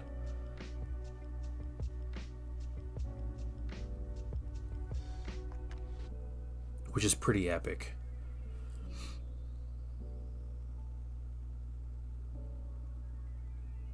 That's what. Okay, the Fellblade. Its name is Latin for anonymous donor, because it was an anonymous donor that gave most of the money to buy it at the end of the day, and so we all decided to collectively name it. It's yeah, Donatrix Anonyma or something like that. So it's the anonymous donor, which is a great name for a Fellblade too, like just sitting in the back of the board, killing everything. Okay. Oh, making mistakes. I'm gonna go with a different brush to get those inner leggings, but I think I'll go to the next mini and get the legs.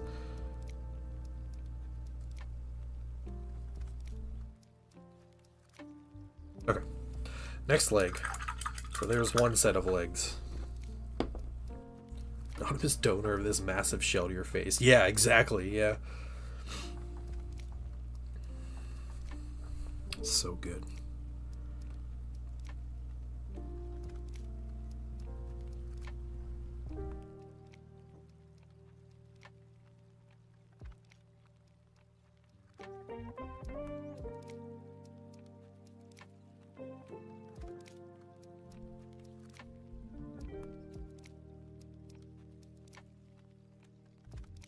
Conversation to get me through work. Looking forward to 1,000 Suns content. See, yeah, have a good one. Have a good one, Apostle.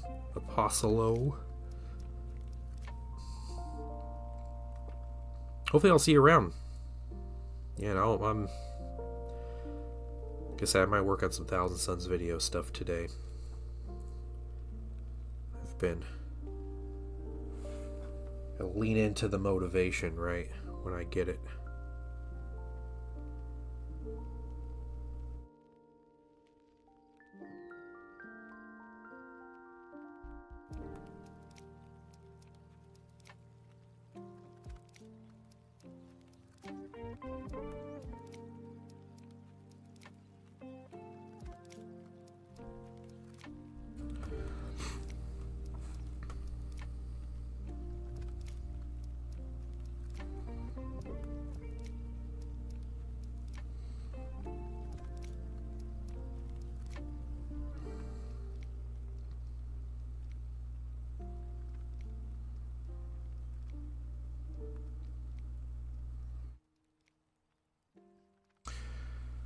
Leave your stream open. Okay, yeah, cool. All right, good luck. Look at the gym. Thank you for the lurk. I appreciate it. Be safe. Get them gains. Yeah. You're back. Oh yeah. Oh, that's cool. That's cool.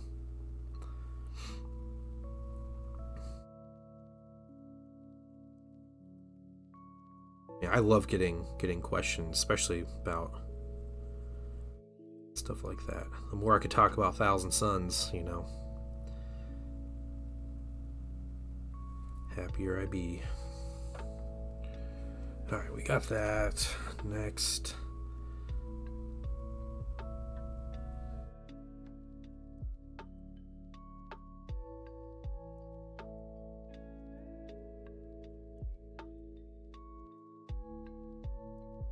I'm eventually going to do an all-over wash on this mini. But I have, let's see, after the silver, I have, I think, 2 more colors. Yeah, 2 more colors. And then it's washes. And I think, even if I don't get to the washes today, I think getting to them tomorrow will be okay, because I have other things to do tomorrow. Or if I get to them tonight, that'll be fine too. But I have other things to do, like painting the guns, and I also have the base. I have 1 base I need to paint. The other 2 are already painted. So...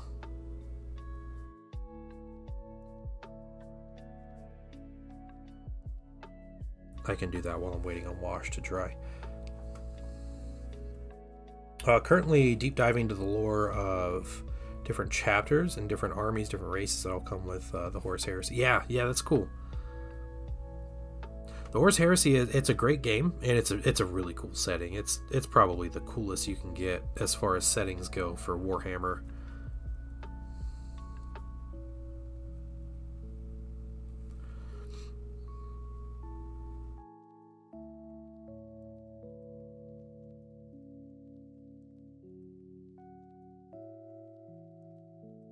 Yeah, I like my pre-Heresy or pre-Rubric, I guess, Thousand Suns.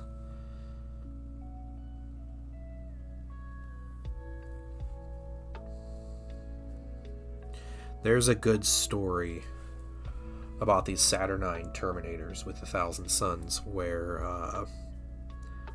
Thousand Suns were one of the developers of this armor and made it usable along with check my Ko-fi when I have a minute. Okay, I don't do much on Ko-fi. Is people getting to me on Ko-fi?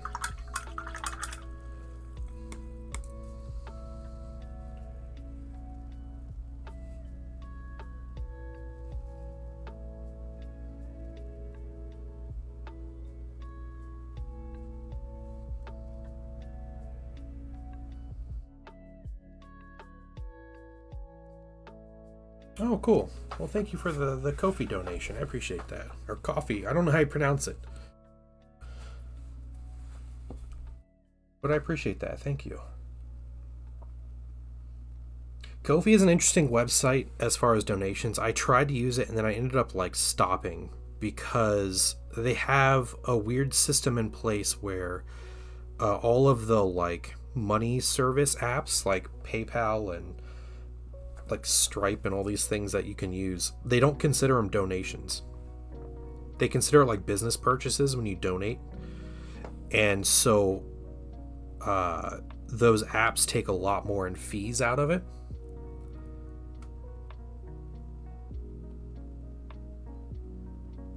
Oh, Jaded Valkyrie to name something? Okay. Is Jaded Valkyrie named on my Thousand Suns? I don't know if he is or not, but awesome. So Jaded Valkyrie to name something then, huh? So my red, Dawn, if you type !red in chat, it'll bring up my exact red recipe.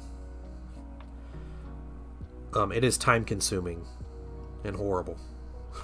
Okay, people beat you to it, but yeah, there you go.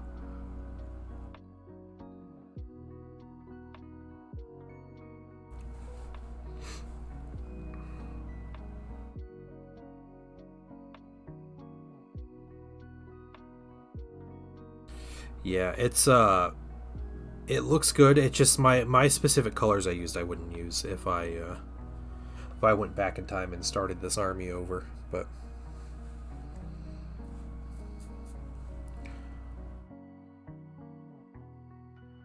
Don, you were beaten to it. Someone it's posted. Yeah, it's posted up. People ask me a lot, so I have a lot of Thousand Suns that I've painted over the past couple years, and inevitably when I paint these minis on stream, I get asked multiple times a stream how I paint them, and it doesn't make me upset at all that people paint me. It doesn't annoy me. I like talking about how I paint my minis, but I think other people were getting annoyed that oh yeah, absolutely, that I was spending so much time explaining multiple times a stream that how my whole process, that Zendro, my head mod, kind of made it into a command where you just type it and it puts it up. So it's that's the third time it's been posted this stream alone. Or someone's asked me.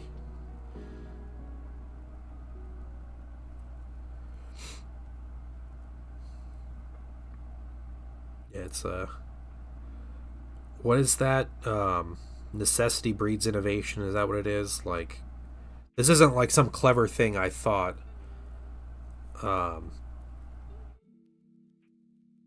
thought of, I'm painting red, people are gonna ask me. It just, people ask so much that chat got annoyed by me talking about it so much they just made the command.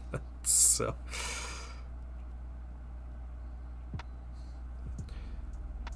BK call. Yeah, Zen stories. I'm sure there'll be Zen stories tomorrow during our hangout. That's how you know you're doing something right. That's true. That is true. It's a good thought, I guess.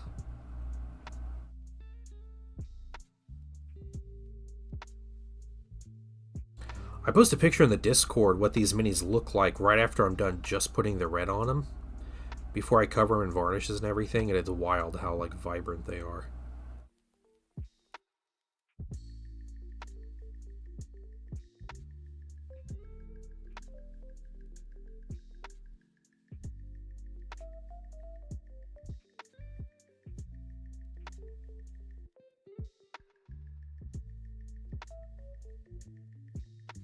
But yeah, that's really cool you're looking up the lore though, Dawn. That's yeah, good luck. There's a lot. But if you get into reading books, my favorite Horus Heresy book is called Thousand Suns. It's just kind of like your intro to the faction, but it's also like the burning of Prospero and stuff. So it's like big foundational things, but also a very good book. It will teach you how to hate Space Wolves. And if you want to hate Space Wolves even more, you read the book Prospero Burns, which is the Thousand Suns story from the Space Wolf perspective, and it makes the Space Wolves look even worse. The book from their own perspective.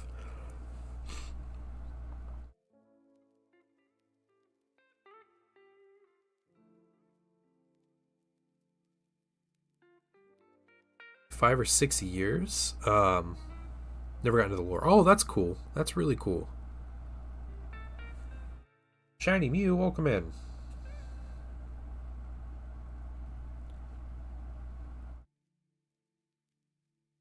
I'm glad I'm not painting all 6 of these at once.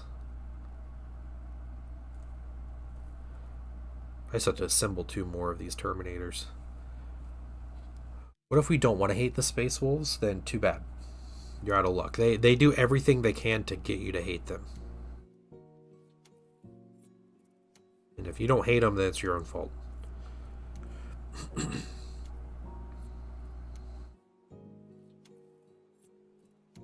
You gotta keep that real quiet, yeah. Where's Killicam? Is he lurking? We'll call him out. I think he lurks, and then whenever I call out, I start hating on Space Wolves, he pops in the stream.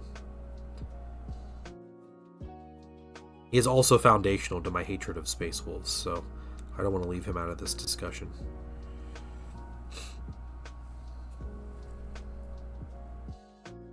Because he would beat me a bunch in 40k, and he played Space Wolves. That was before I ever got into Thousand Suns or anything, so...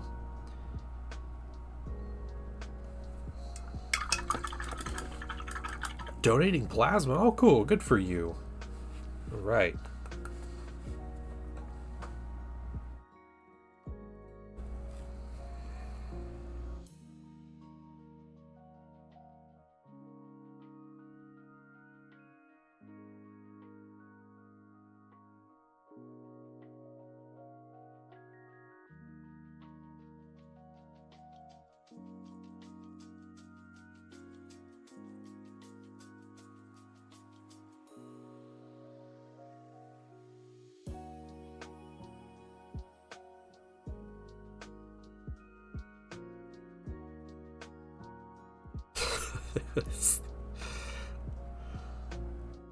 So what's the dog emote there for? Or is it exclamation point wolves? Is that the command? I don't use it often.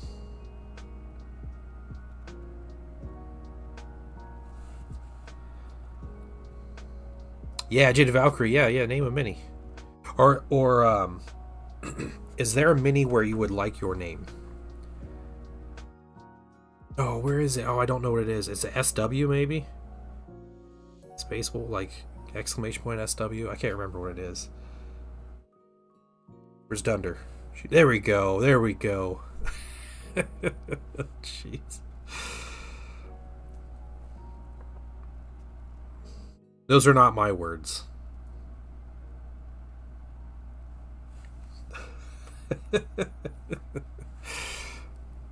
It's fine. You're good. Dunder. We figured it out. We posted your quote.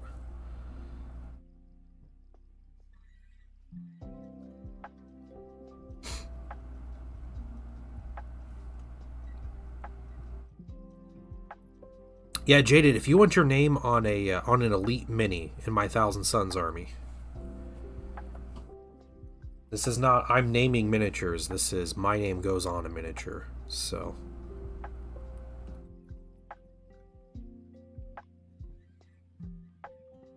and it's, you know, veteran, a Terminator, a Saturnine Terminator if you want.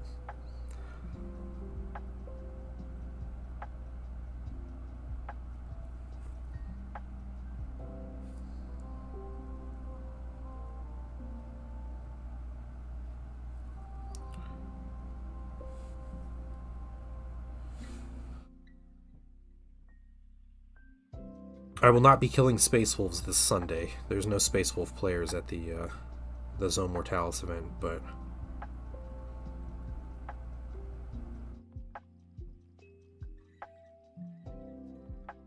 okay, I think I got the legs finished on these guys, so let's move a Terminator. Okay, you want one of these Saturnine Terminators? I'll put your name on them.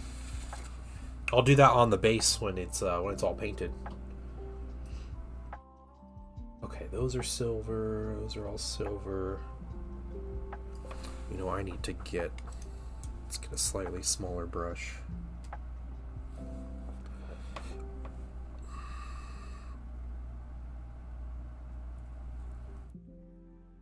Epic shoulder pad valve. Yeah, there you go. Alright. Okay. Saturnine Terminator. There's a really cool story in one of the journals that came out where I was talking about how the Thousand Suns helped develop the Saturnine armor when Vulcan like rediscovered or decided he wanted to remake it or whatever. And so he used the Thousand Suns and the White Scars, and there was a group of both that were on like a research station, like hidden in like secret area of space basically. And when the heresy started, all the warp storms started. Like, that was a big part of the start of the heresy. And so they were cut off. And they had no idea anything was happening. They was like, oh, we just lost communication. We'll be back on soon. And then, like, never came back. So they just continued their work, just chilling and doing whatever. Well, a couple years later,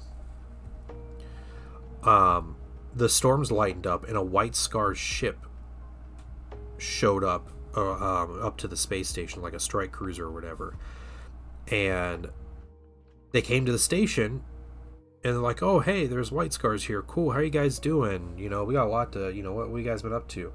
They're like, nothing, we just been here for the past couple years, we don't know what's going on. A Thousand Suns comes around the corner, and the White Scar that boarded the station freaked out. I guess he had just come from Prospero and saw like the devastation of Prospero, and like there was a whole thing. So he flipped out and he told the White Scar in the station to kill the Thousand Sun. And the White Scar's like, nah. And he's like, yeah, huh. And he's like, nuh-uh, man.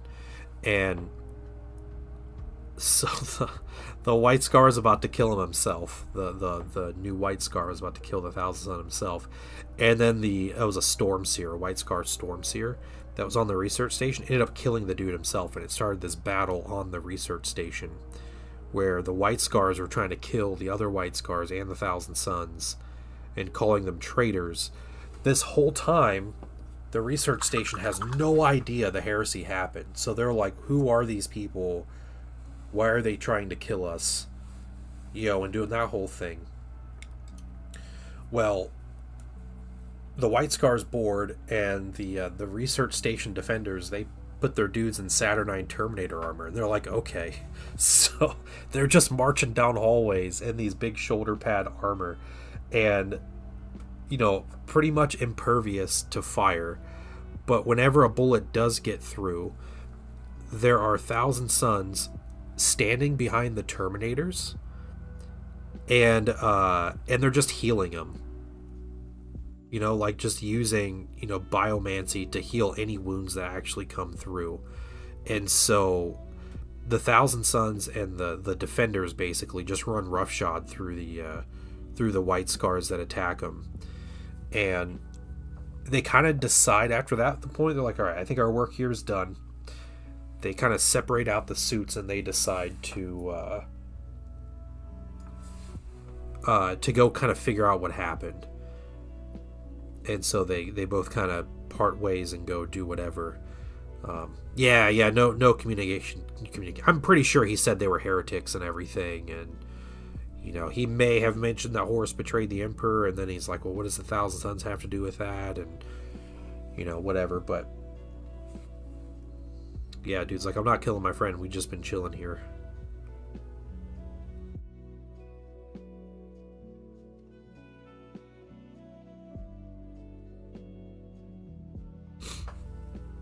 It was a cool story, though.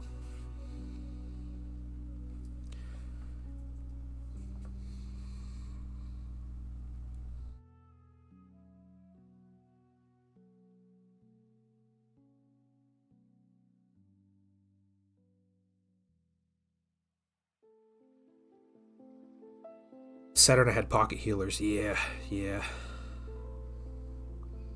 Well, that's the thing. They have rules for it, too, where the Thousand Sons developed a psychic discipline specifically for Saturnine stuff, to like heal wounds and stuff and everything. So it was like a battle healing. It's called the Osirian Arcana. So it's actually something in the game. It's not very good, honestly. Like gameplay wise, it's not good, but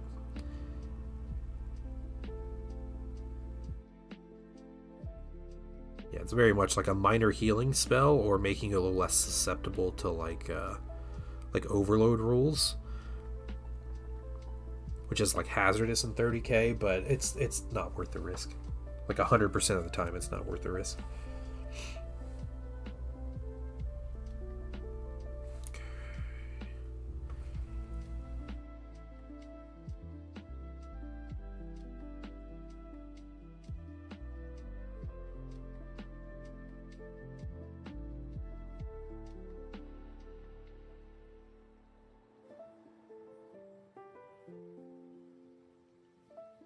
And those little stories like that, I think, are something that's missing in 30k. Normally, when there are events in 30k, it's very much like the big, like, grandiose battles that, kill billions of people on some important planet or whatever. And you don't get enough of those little things that, in the grand scheme of things, don't make any difference. But I feel like 40k lore is so inundated with these cool little stories, and 30k doesn't really have a ton of them. So it was nice to have a little like book story like that, a good rulebook story like that.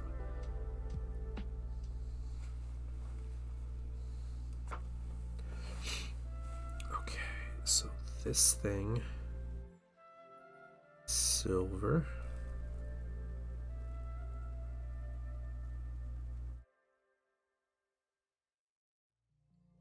Be bronze inside of there, so I'm gonna avoid that a bit. And the like power cables connecting all of these will be silver.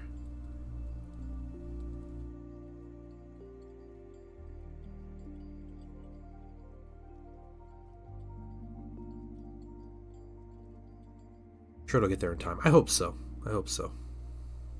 Like that kind of stuff. That's one of the reasons I like these journals. It's because they do stuff like that. They're able to like step away from, we're releasing one book a year and it has to be like something really big, and we have to put in all the things for this one big battle, and like they're not doing that so much with the journals, so it's nice.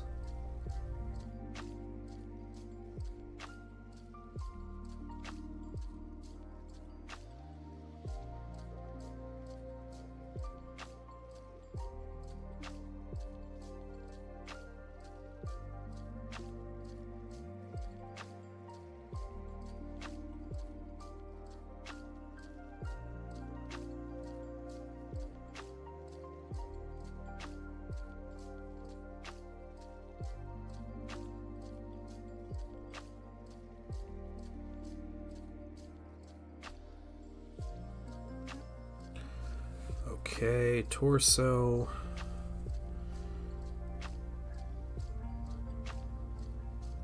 Look at that piece.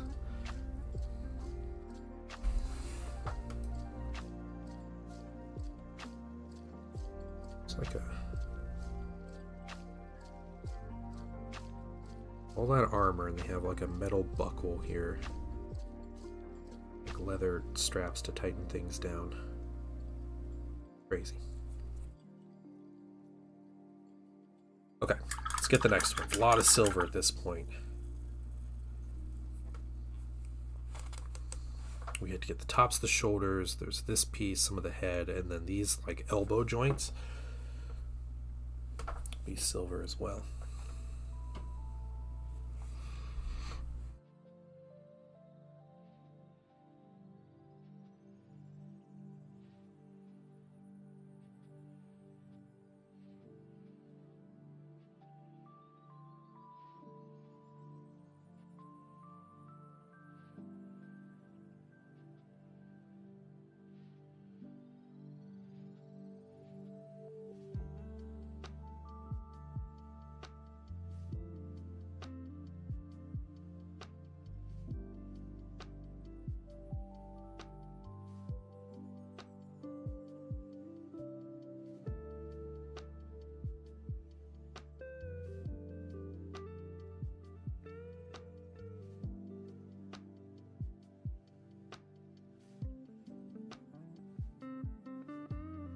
There's one player on Sunday I really want to beat, and it's an Iron Hands player. I haven't played against Iron Hands yet this edition.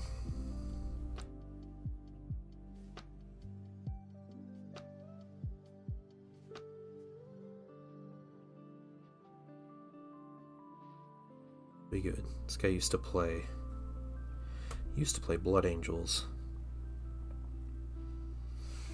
and he would always do it's called Descent of Angels. Well, it's basically the whole army deep strikes, and it's hard to play against unless you like seriously teched into it. I didn't like doing that, so he beat me a lot. So maybe I'll have a decent chance into an Iron Hands army.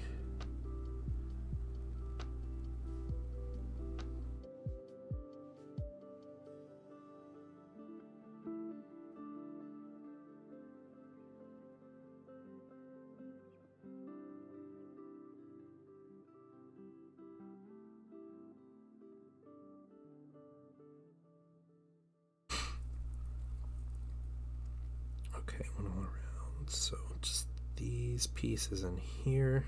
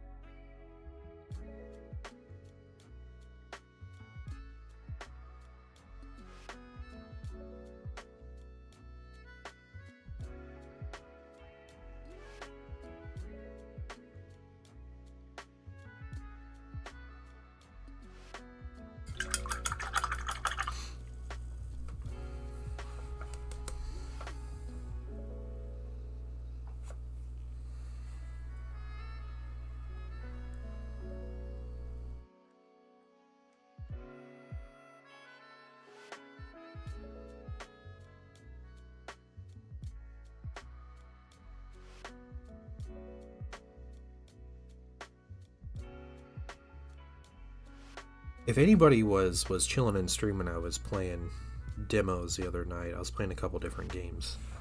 I was playing one called Menace, It's kind of an XCOM-like game with some kind of hints of, I guess, like 40K and like Starship Troopers kind of mixed in there.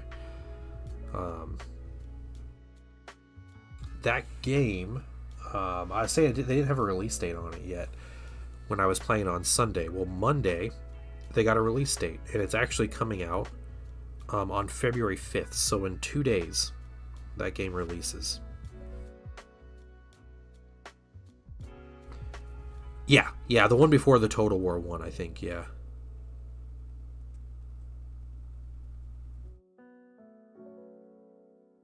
It's a very difficult game. There's a lot to learn about that game, but restream. Yeah.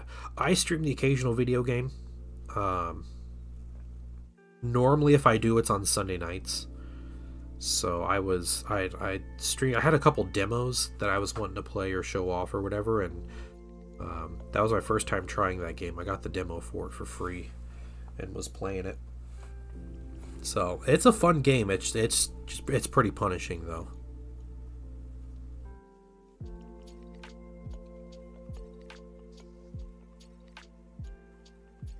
And I don't know if that'll be a buy. It's definitely on my wish list, but I don't know if that's like a day one purchase for me. I think it might be like Steam sale hits and they have it at a good deal. I might pick it up and then spend a couple hours in the game and everything, but I'm too old to be playing games that are punishing me.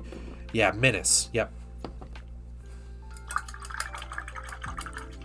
It's a demo and you go back. Oh, nice. That's how you found my channel. That's great. I love it.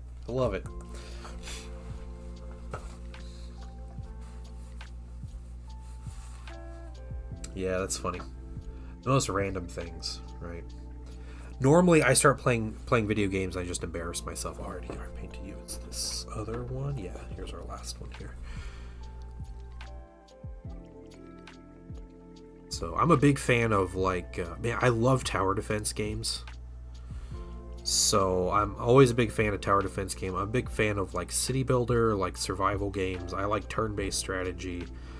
I like RTSs, but my big issue with playing RTSs is I have terrible micro. So I don't micro that quick. I'm a potato, so I can't play RTSs really well. So I like turn-based strategy a little better for that reason, or like grand strategy games. You don't have to micro quite as much. I am a big fan of Total War though. Total War franchise. I have been since the original Shogun. When I was playing that game, and I've been in love with those games ever since. So I do love like Total War Warhammer, and Total War 40K is going to be. I'm looking forward to that so much. I will probably play Dawn of War 4. I think Dawn of War 4 should be coming out sometime in the spring. Like, it's not too far off from a release, guys. If you're looking forward to Dawn of War 4. I have no life when 40K comes out. Yeah, exactly. Yeah, it's going to be over. I'm going to tell my wife, like, I'll see you next month. Like, have fun with the kid.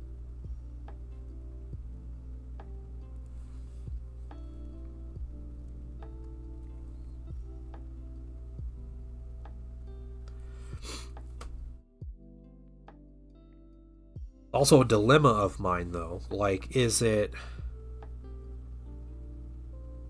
better if I play Total War more to like prepare myself, I gotta get into it and everything, or is it better if I just stop playing so I'm not like burnt out potentially when the game does come out? Because at the end of the day, like a Total Wars all kind of play in a somewhat similar fashion. I know this game's gonna have a lot of differences with it, but I don't want to go into the game burnout.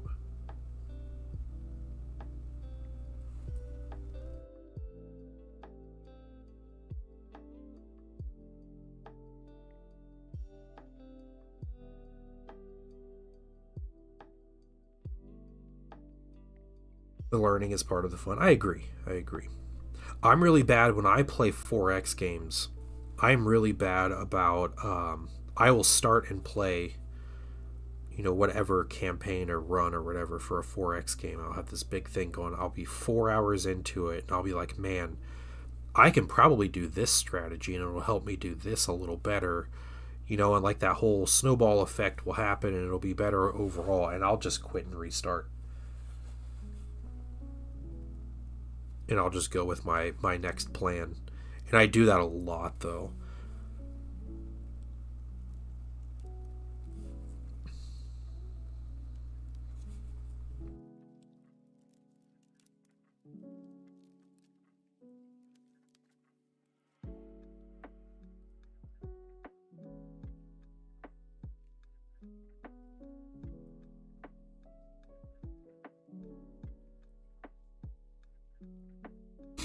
Is it with new games too? Learning to get more efficient. Yeah, yeah.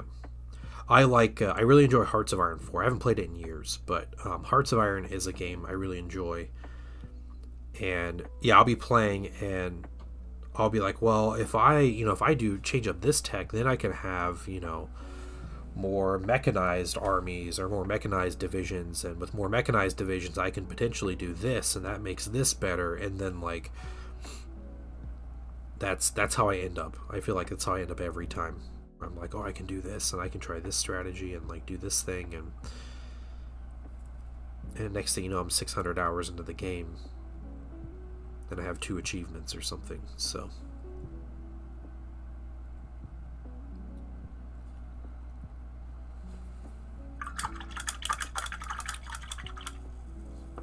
okay, something I gotta do. I gotta put a little more silver down.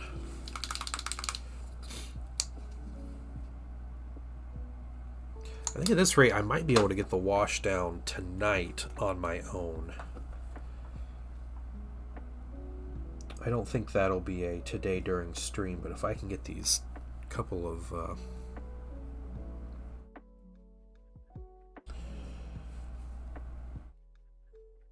base colors done here, doing really good.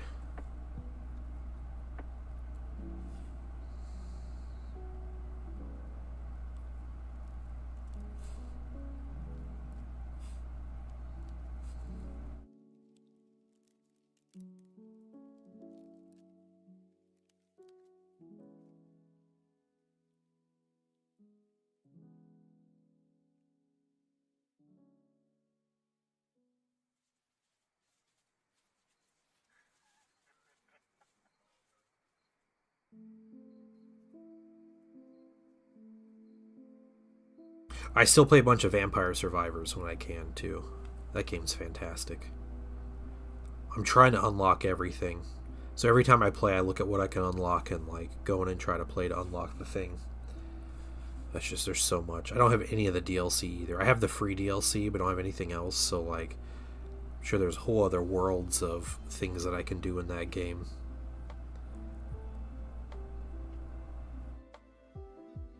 My son's been playing that a bunch too. But he's not quite as focused on getting unlock things. He just wants to run around and destroy Halloween themed creatures. Okay, if we get that. Yeah, he's at the whole underside.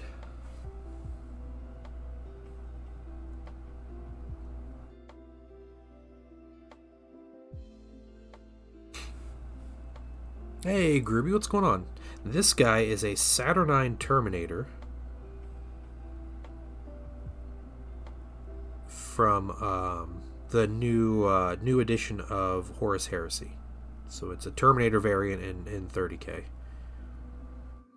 It's in the starter set called Saturnine.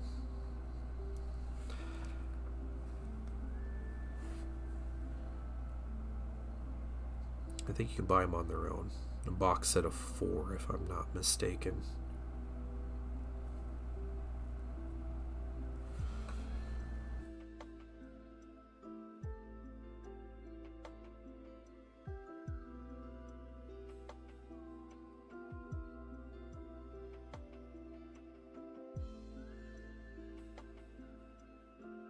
Oh, the Thousand Suns bits. Yeah, the Thousand Suns bits are 3D printed. So there's a creator that made torsos and heads with these nice crests attached to them, and there's another creator that made shoulders.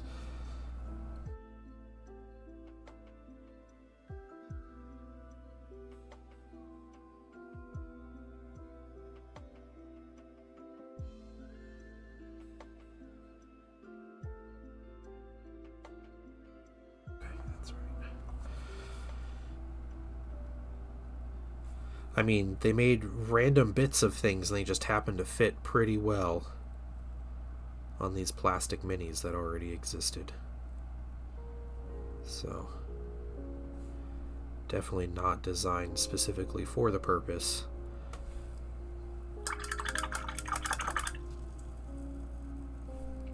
Okay, let's get the next one that I have. Yeah. Yeah, and then I have magnetized weapons. So the first weapons I'm painting for these are plasma bombards, and they'll magnetize. They fit right up in their elbow, so they'll be like right up there. No, you didn't miss anything. Nothing happened. What's up, John Lockridge? John Lockridge and Zendro. Are you guys just like fighting in the back or something? What are you guys doing? Yeah, which one had to join in on YouTube?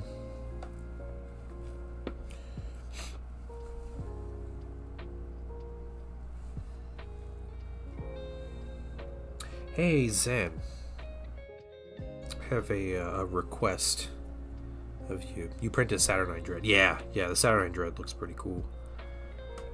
These Terminators are my least favorite thing out of the box, but painting them, they're growing on me. I'll use them in a couple games, and maybe I'll just put them on the shelf, and they might not ever see the light of day after that. But that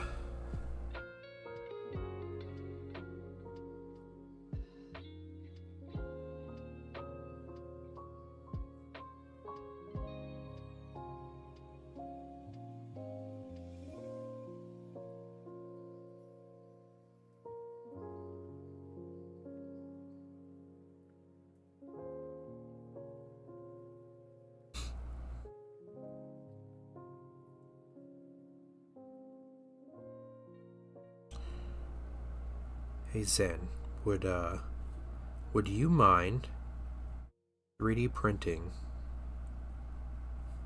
a helmet for my son? And I don't know if you started on anything or not, but if you did start, great. If you didn't, he changed his mind on what he's requesting. So, okay. It's gonna be a Phase 2 Clone Trooper helmet. He wants the Star Wars stuff.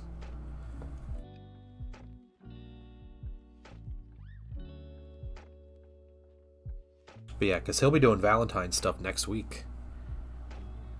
It'll be like next Thursday.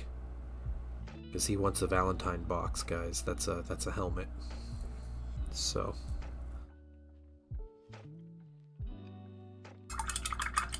Thank you, man. Thank you. Doing a 9th 32mm Astartes Assault Squad.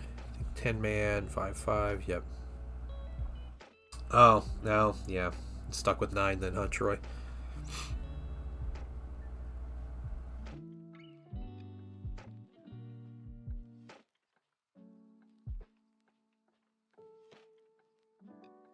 That's alright.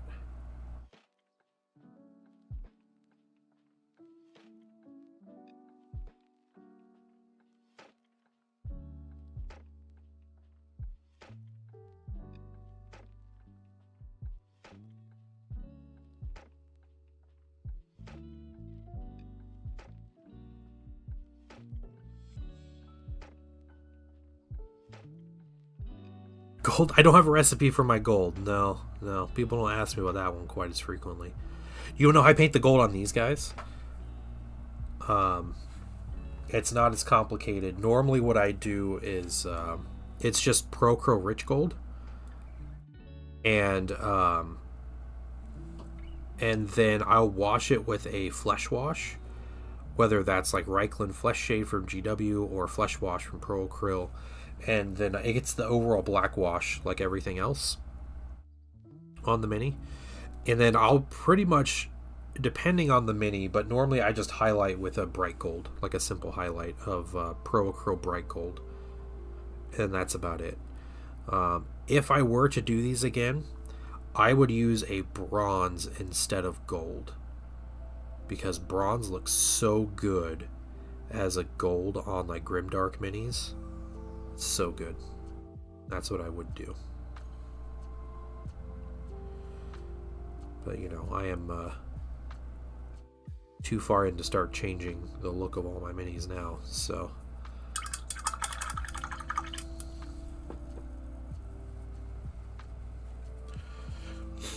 You have all that in gold specific? Nice, nice.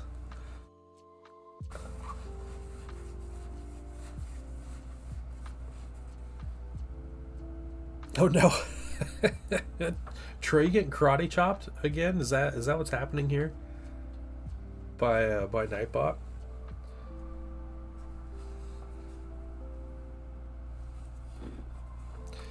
The way it pops on the screen. Yeah, yeah. It's quite bright. I like it to look a little more coppery. That's kind of like my preference with it, but so like it's gonna be muted down a bit, which like everything kind of will be on these minis.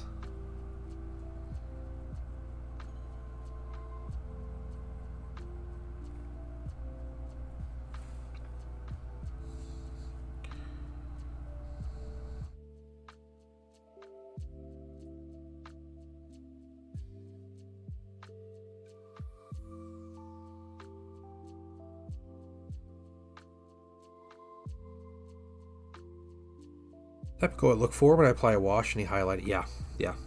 No, rich gold is an incredible color. Yeah.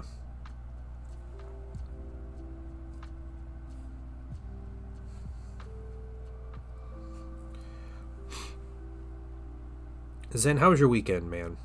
Thumbs up, thumbs down. Good. I know we haven't talked a whole lot.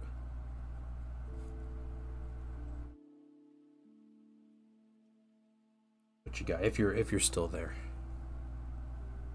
Fantastic. Oh, I love it. All right. Awesome, dude. Awesome.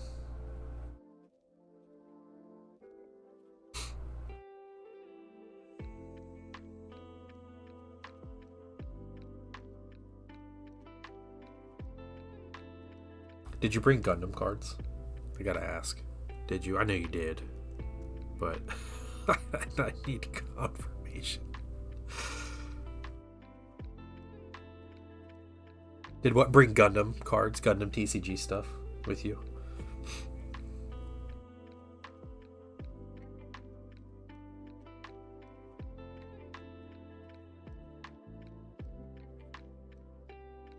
Yeah, you got stuff anyway to bring, right? Yeah. Yeah.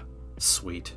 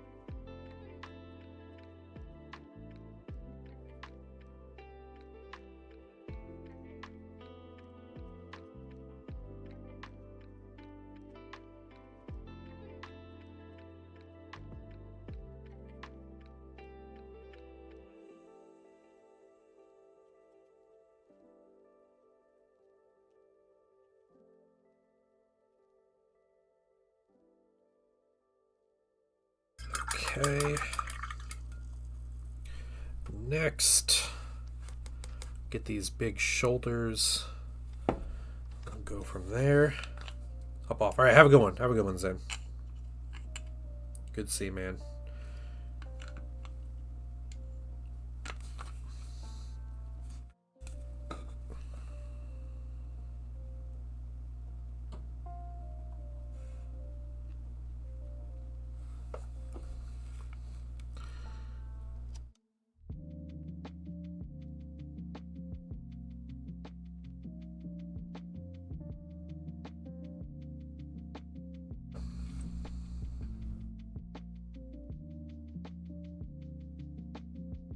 silver really is the time-consuming part of these minis.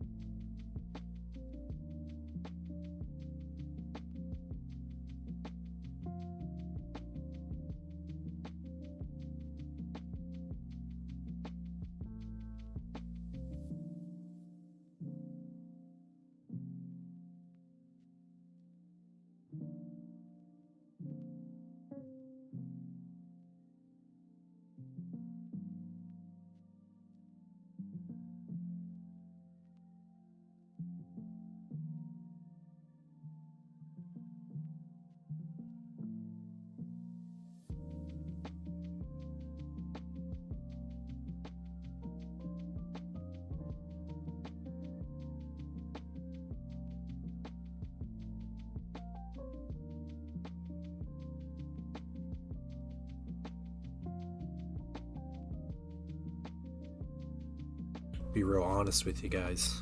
After these Saturnine Terminators, I have a Saturnine Praetor to paint. And then that's it for my backlog for 1,000 Suns. I got nothing.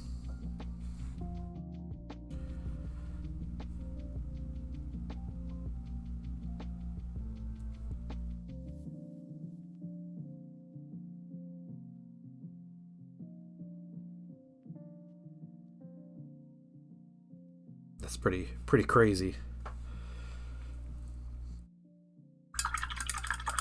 Okay, those shoulders down. What to get? Helmet, right? Helmet will be the last thing after these shoulders. Yeah, and then we'll try to move on to a couple other colors. Or no, we got shoulder pads too. Yeah, the front of the shoulders has. Let's do that actually. This piece.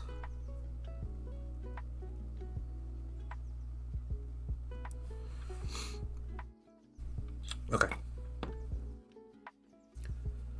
My Leagues of Votan. I have Leagues of Votan to paint next, actually, but it's a commission. So that'll be next week, I imagine.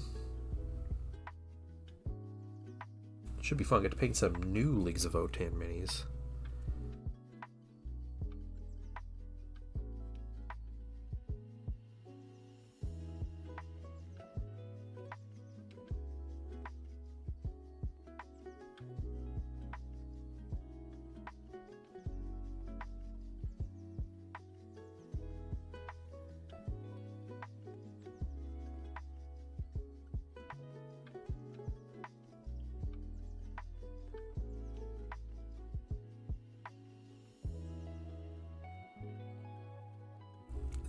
Let's see. I don't have a lot of a backlog. Not much of a pile of shame hanging out.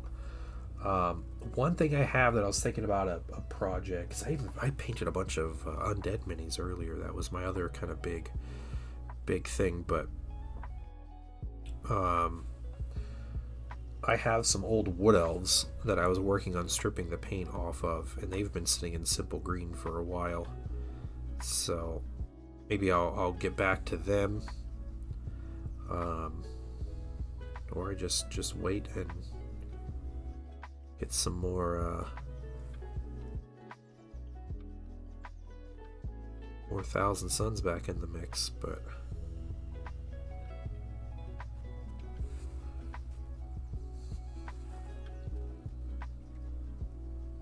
I love my old my old Wood Elf army. I've had these minis for 20 years. They've been painted for almost 20 years, but I decided to strip them and try to repaint them and get them to a good standard. And I was hoping that the FAQ that came out in January would be a nice little like motivation boost, because I think Wood Elves are pretty bad right now, and they're rumored to get some FAQ love and be built back up, but they got buffs, but they were so minor, like it doesn't change the army at all.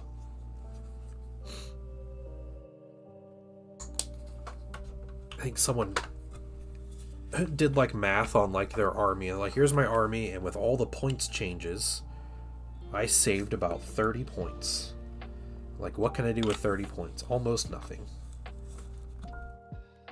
Because all of their minis are so expensive.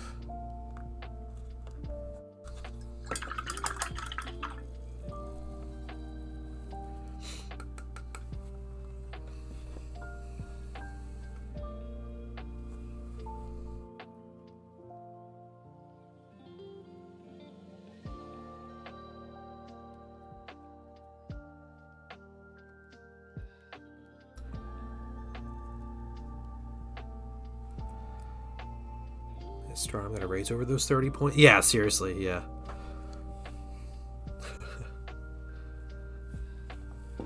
It's just crazy though, like all that high, and some of their units even got nerfed too. So it's like they didn't even get like a straight buff out of it. It was just like, oh yeah, some of our units did better, but our actual like units that were doing well,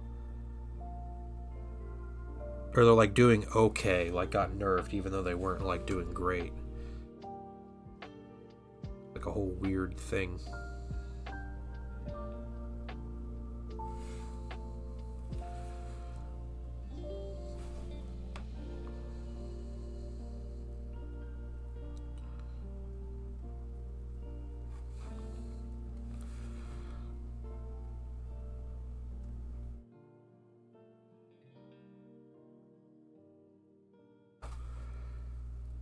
Yeah, 2.6 mile walk. Nice, Estrello, nice.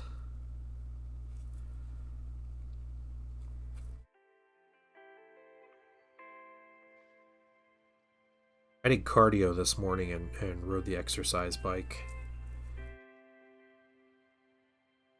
I did a 25 minute bike ride. I guess it was a 27-minute bike ride to do like the cool down thing on the bike. And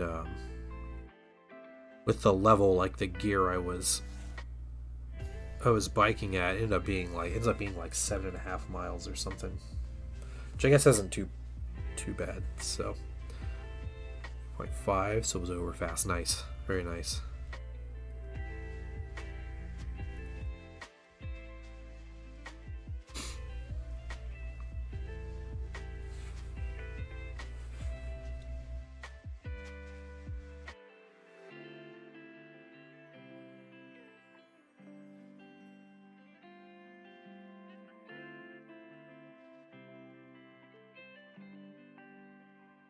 Yeah, Groovy, you're right. It's better than a double nerf on the Wood Elves, but they've been nerfed every update since the game came out. And now they nerfed some of their units, and then like the other units are like, okay, you can have a point back.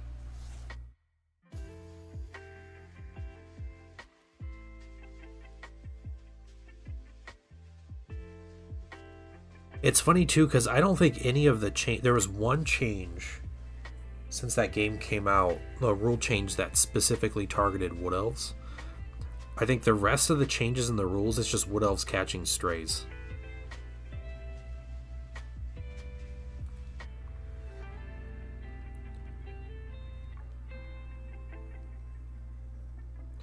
Like there was a unit they have called Sisters of the Thorn, and they were really good, like busted good. And so they adjusted them within the first couple months, where they nerfed them down. They weren't not good anymore. But then every update they have all these rule changes, and it's like, they made poison worse. Well, the Wood Elves kind of relied on poison arrows, and now they can't use them, even though they weren't the problem. It was like other faction that poison was the problem. And then it was like Frenzy was an issue, and so they nerfed Frenzy. But Wood Elves have a lot of units that use Frenzy, even though they weren't like the problem units. So now they're even worse. And yeah, it was that whole just over and over again.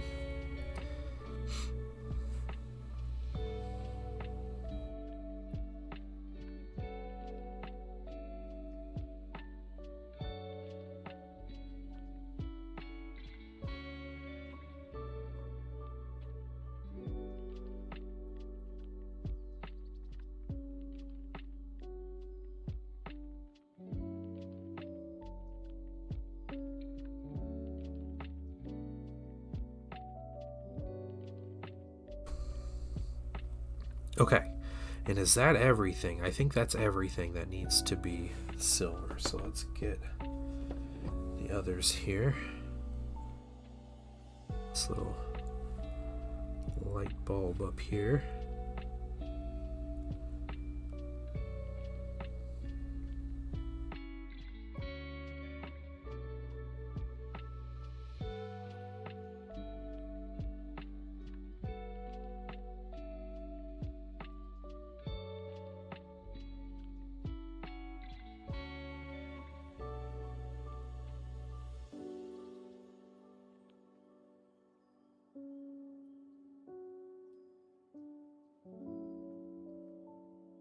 Okay.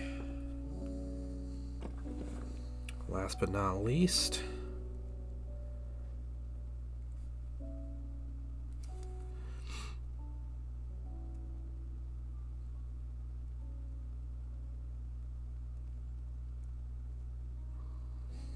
we got some time. I can probably get, I can see 2 more colors I can get done right now.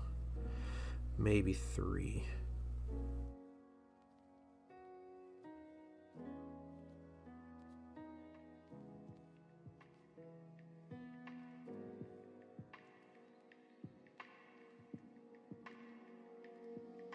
See if we get these 3 colors done, we'll be ready to wash then next time. But okay, first color. We're do bronze. Make it weaker, remove or change a rule. Why are we here? Erase the points, X, Y. Yeah. Get free model. Oh, that's cool. 3 kobolds in a trench coat. That's what they gave you. That's great.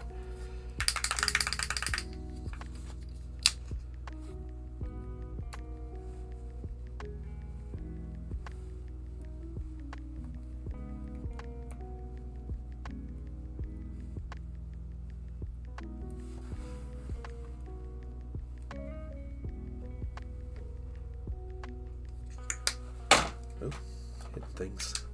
Let's see. There's some bronze. This bottle's almost out. We got some, and I already have a replacement bottle, so we're good.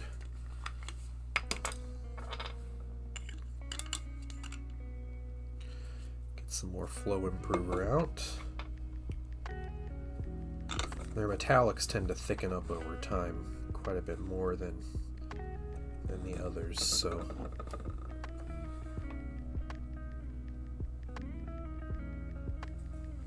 it's good to have a little bit of flow improver to help it out. Especially these darker metallics, they thicken up the fastest, but they cover so well that you can thin them a lot, and they're still an easy, like, 1 coat cover.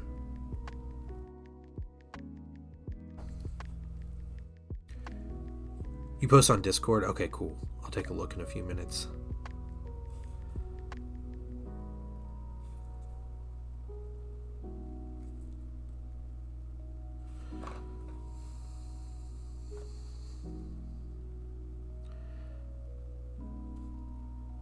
Figure out exactly where this bronze is going.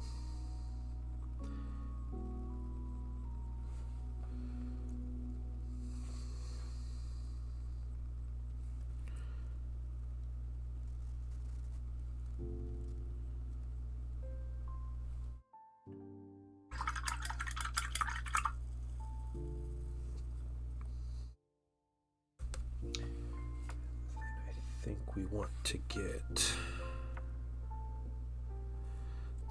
this piece up here.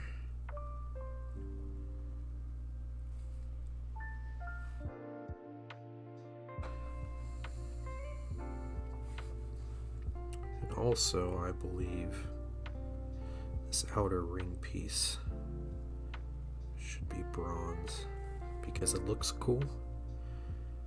It breaks up this big chunk of silver.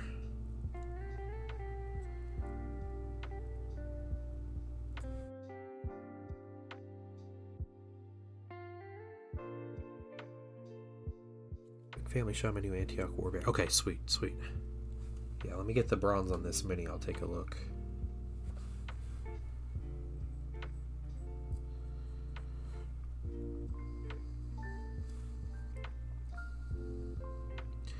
I almost made it to my goal today. I know I'm not going to quite make it to getting the wash on these minis, but almost got it.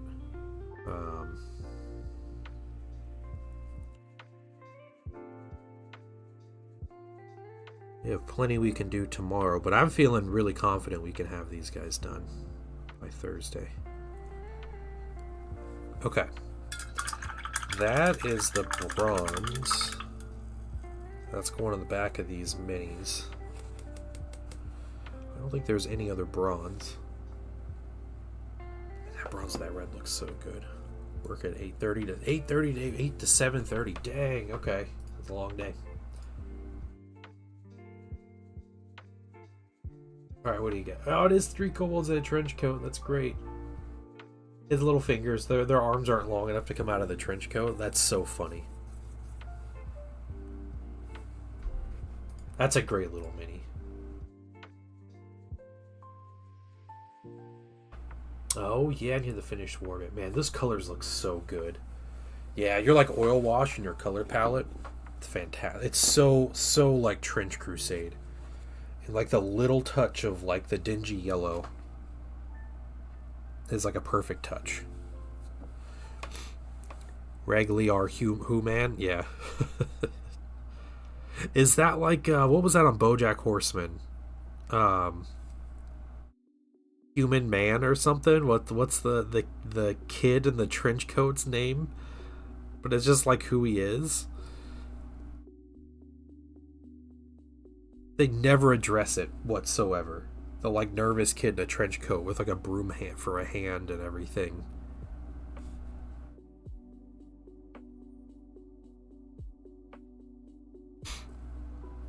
Yeah, it's hilarious. That show is gut wrenching to watch. As weird as that sounds. Yeah. I don't know. If you're looking for a show that literally just like drags you down, that's the show. But like it's funny. There's funny things in that show, but it is not made to be just like a comedy. It is very dark and depressing. The whole time watching that show, I'm like, oh, okay, like, you know, the characters will learn and they will be a better person and like things will get better, and like nothing ever does.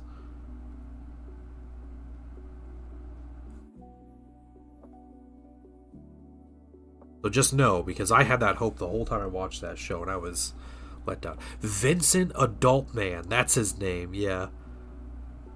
It's a nervous like 10-year-old in a trench coat. But like he ends up dating a woman in the show. And it's just like whatever, like they're just dating. And like that's, but he's like every time he's around everybody, he's just like all nervous and stuff.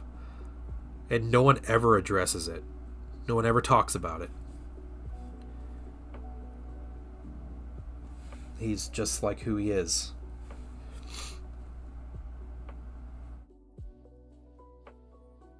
Vincent Adult Man, yeah.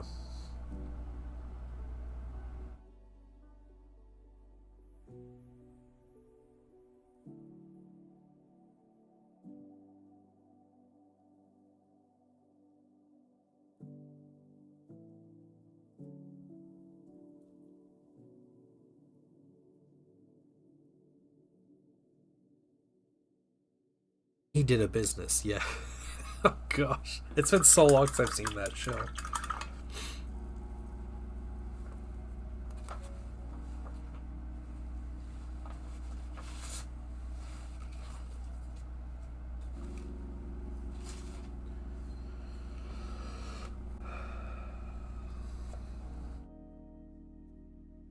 Grab those Saturnine upgrades. Yeah, they're really nice. Like I said, I think he's had the creator with the chest piece and the heads. I think he's had a couple more iterations that have improved the design. So it should be even more compatible. But as they were, I had to trim a few things that were like out of sight. And they were like up in the top. These like little tabs that stuck, they like interfered with the plastic where the plastic would be. So I basically had to shave those down, and then everything fit pretty well. And like you can't tell that things aren't perfectly flush at this point, like once you got some things together. Nobody but Bojack, who clearly points out it's 3 kids. Okay, he does point it out. All right, so Bojack points out it's 3 kids in a trench coat, but you know, that's also a show where like animals are personified and they're like people, and like, you know, they're like people bodies, but then like animal heads, and like everybody just accepts it. So I can see where it's not the craziest thing, where it's like a person that looks like 3 kids in a trench coat.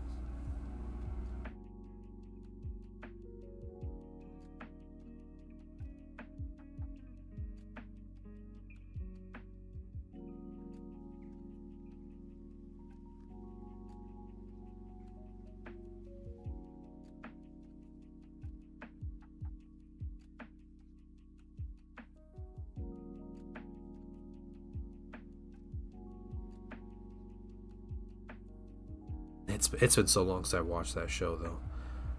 I watched it once and I was like, I feel terrible now. After every season I was like, wow, that just feels worse.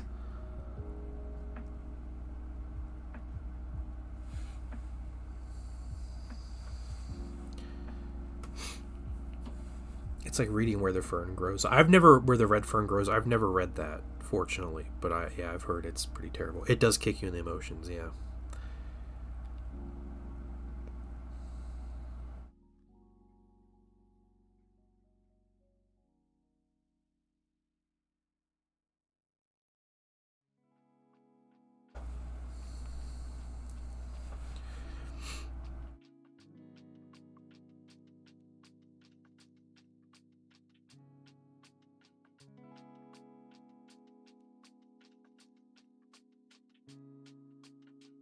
Okay. We got that. So I'm going to do one more color. That's what we're going to do today.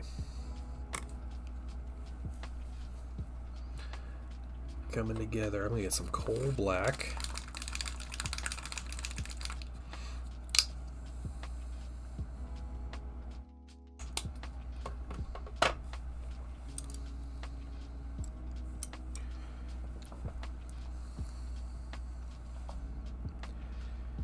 You read it in like 4th grade, dang. Yeah, I don't think I ever read that book. Okay.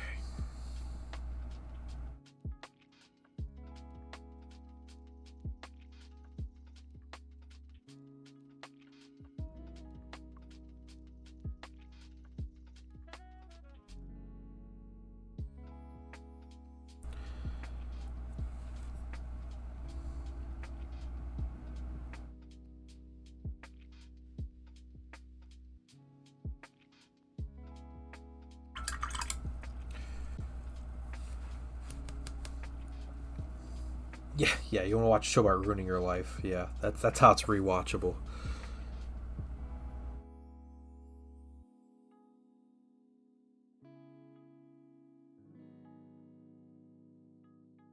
Okay, where's that last one? I can see it. And this crest, I guess these crests in general will need a little extra work.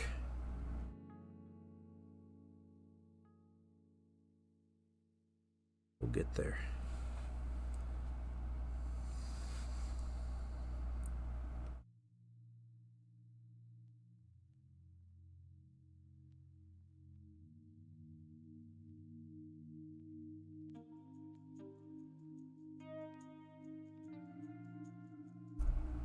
Alright, who's next?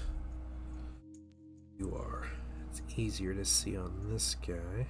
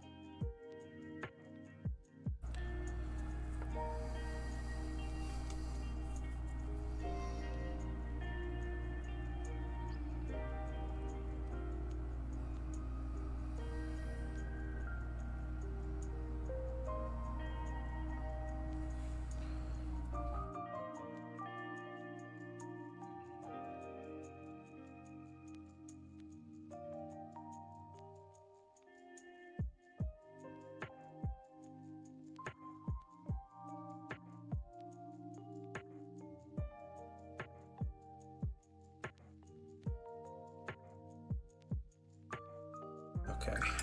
Something like that to start. Kobold in a trench coat song stuck in your head. I didn't realize that was a song.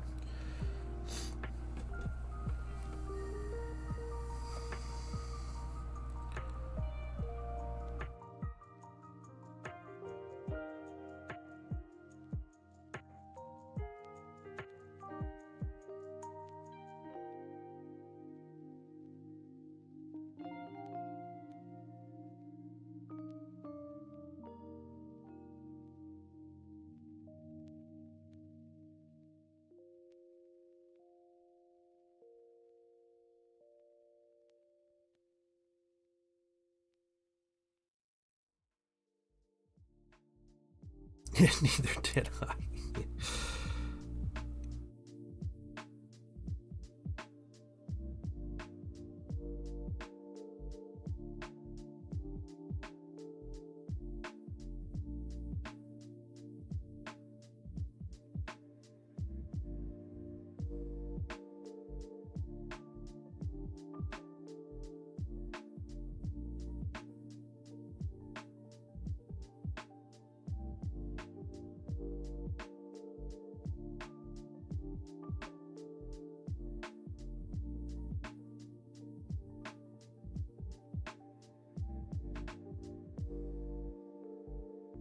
Some reason.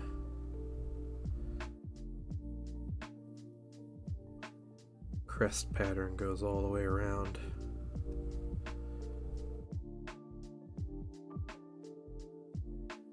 Okay. So very basic on the crests here. So the remaining colors I have to do on these base colors. Let's get them ready here. There. That's it. Dark neutral gray. I need to put dark neutral gray in this like side armor here. You can see there's right there. There's like the section where it's like not armor, it's just side stuff. There's some like, you know, cowling casing over some of these metal parts here. And is that it? Because that's it. I'm just gonna do it. We're just gonna do it. Whatever. I'll wash them tonight, guys.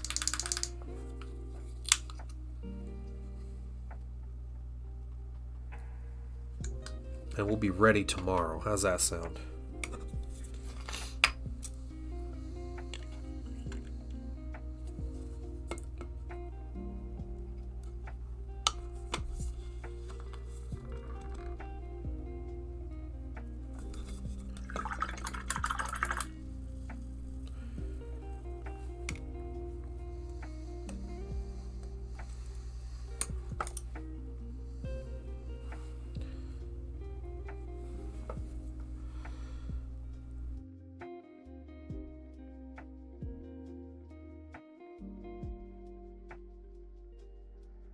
I'll do a quick look over with the my example mini. See if there's something in particular that I'm missing. You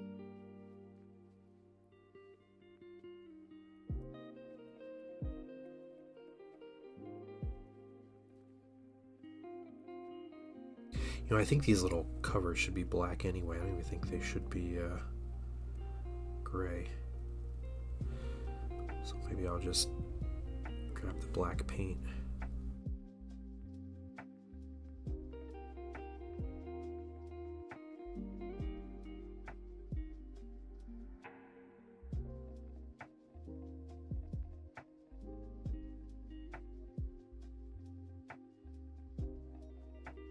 Okay, nice. Link to YouTube video of it as a reply to the... Okay. Don't do that. Don't do what?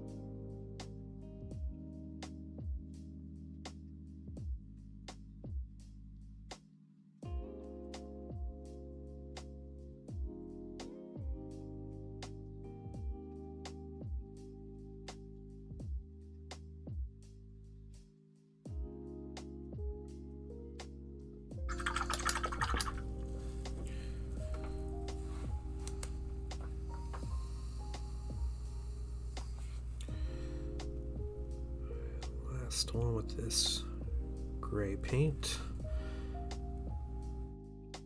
And I will get to black paint. Get those little cowlings.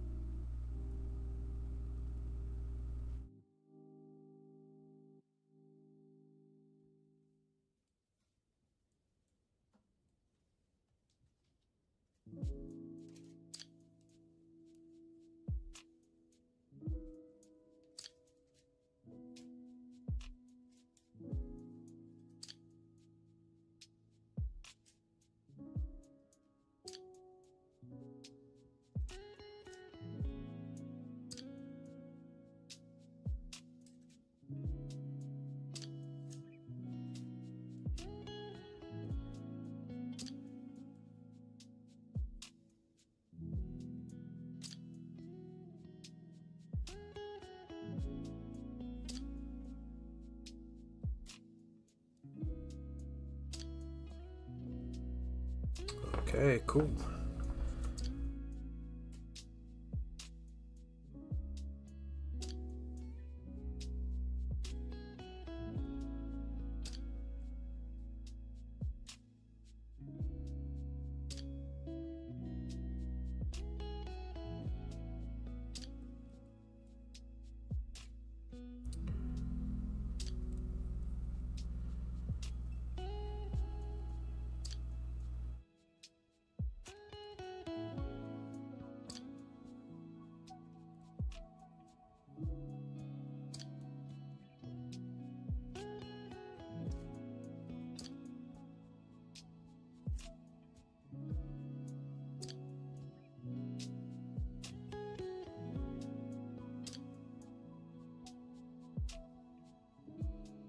I'm really happy with what I got done on these today. I'm not normally just painting 3 minis at a time, and these minis are a little bigger than what I usually paint, but it's nice to have a day, get all the base colors done, be able to come back and just get all my washes done and just start doing all the highlighting.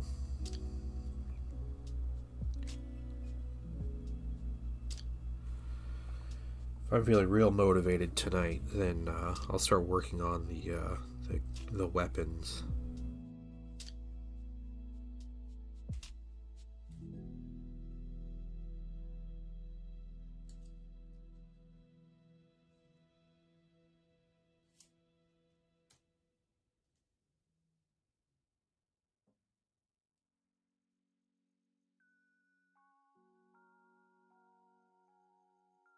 Okay. Got that. Let's take a quick look. I'm going to do a little 360 of this mini I have up here.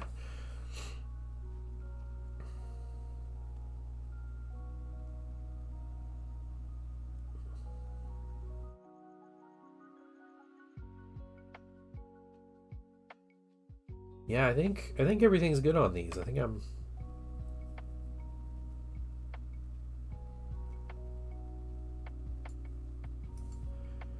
ready to go. Show up. Frostbane D&D. Oh, weird, groovy. Okay, so it is a thing. Alright guys, these minis are ready for a wash, and then we're going to start getting some highlights on them. And again, tomorrow I have to work on these plasma guns. These plasma blast guns, though, I don't think there's a lot to do on them here. I think it's a lot of a wash, and then we work on the plasma effects and then like some of these extra little pieces on them, but otherwise they're just supposed to be silver for the most part. So that's nice. Yeah. Yeah, the extra Thousand Suns pieces are really nice. I'm happy I found them. I was kind of waiting for those. I figured they would come out. So I'm happy. And these ones kind of go above and beyond. They're all unique. There's like 8 or 9 unique chest pieces, and then there's unique heads that go with them. So that's nice. The shoulder pads are all the same, but that's okay. We can live with that. But yeah, I think that is going to be it for stream today. I will be on at 11 a.m. Eastern tomorrow, and yeah, we'll be back continuing with these, hopefully all washed and ready to highlight, and the other weapons hopefully ready to go. So that'll be the plan. But you guys have a wonderful day, wonderful afternoon and evening, and I'll see you all tomorrow. Bye, everybody.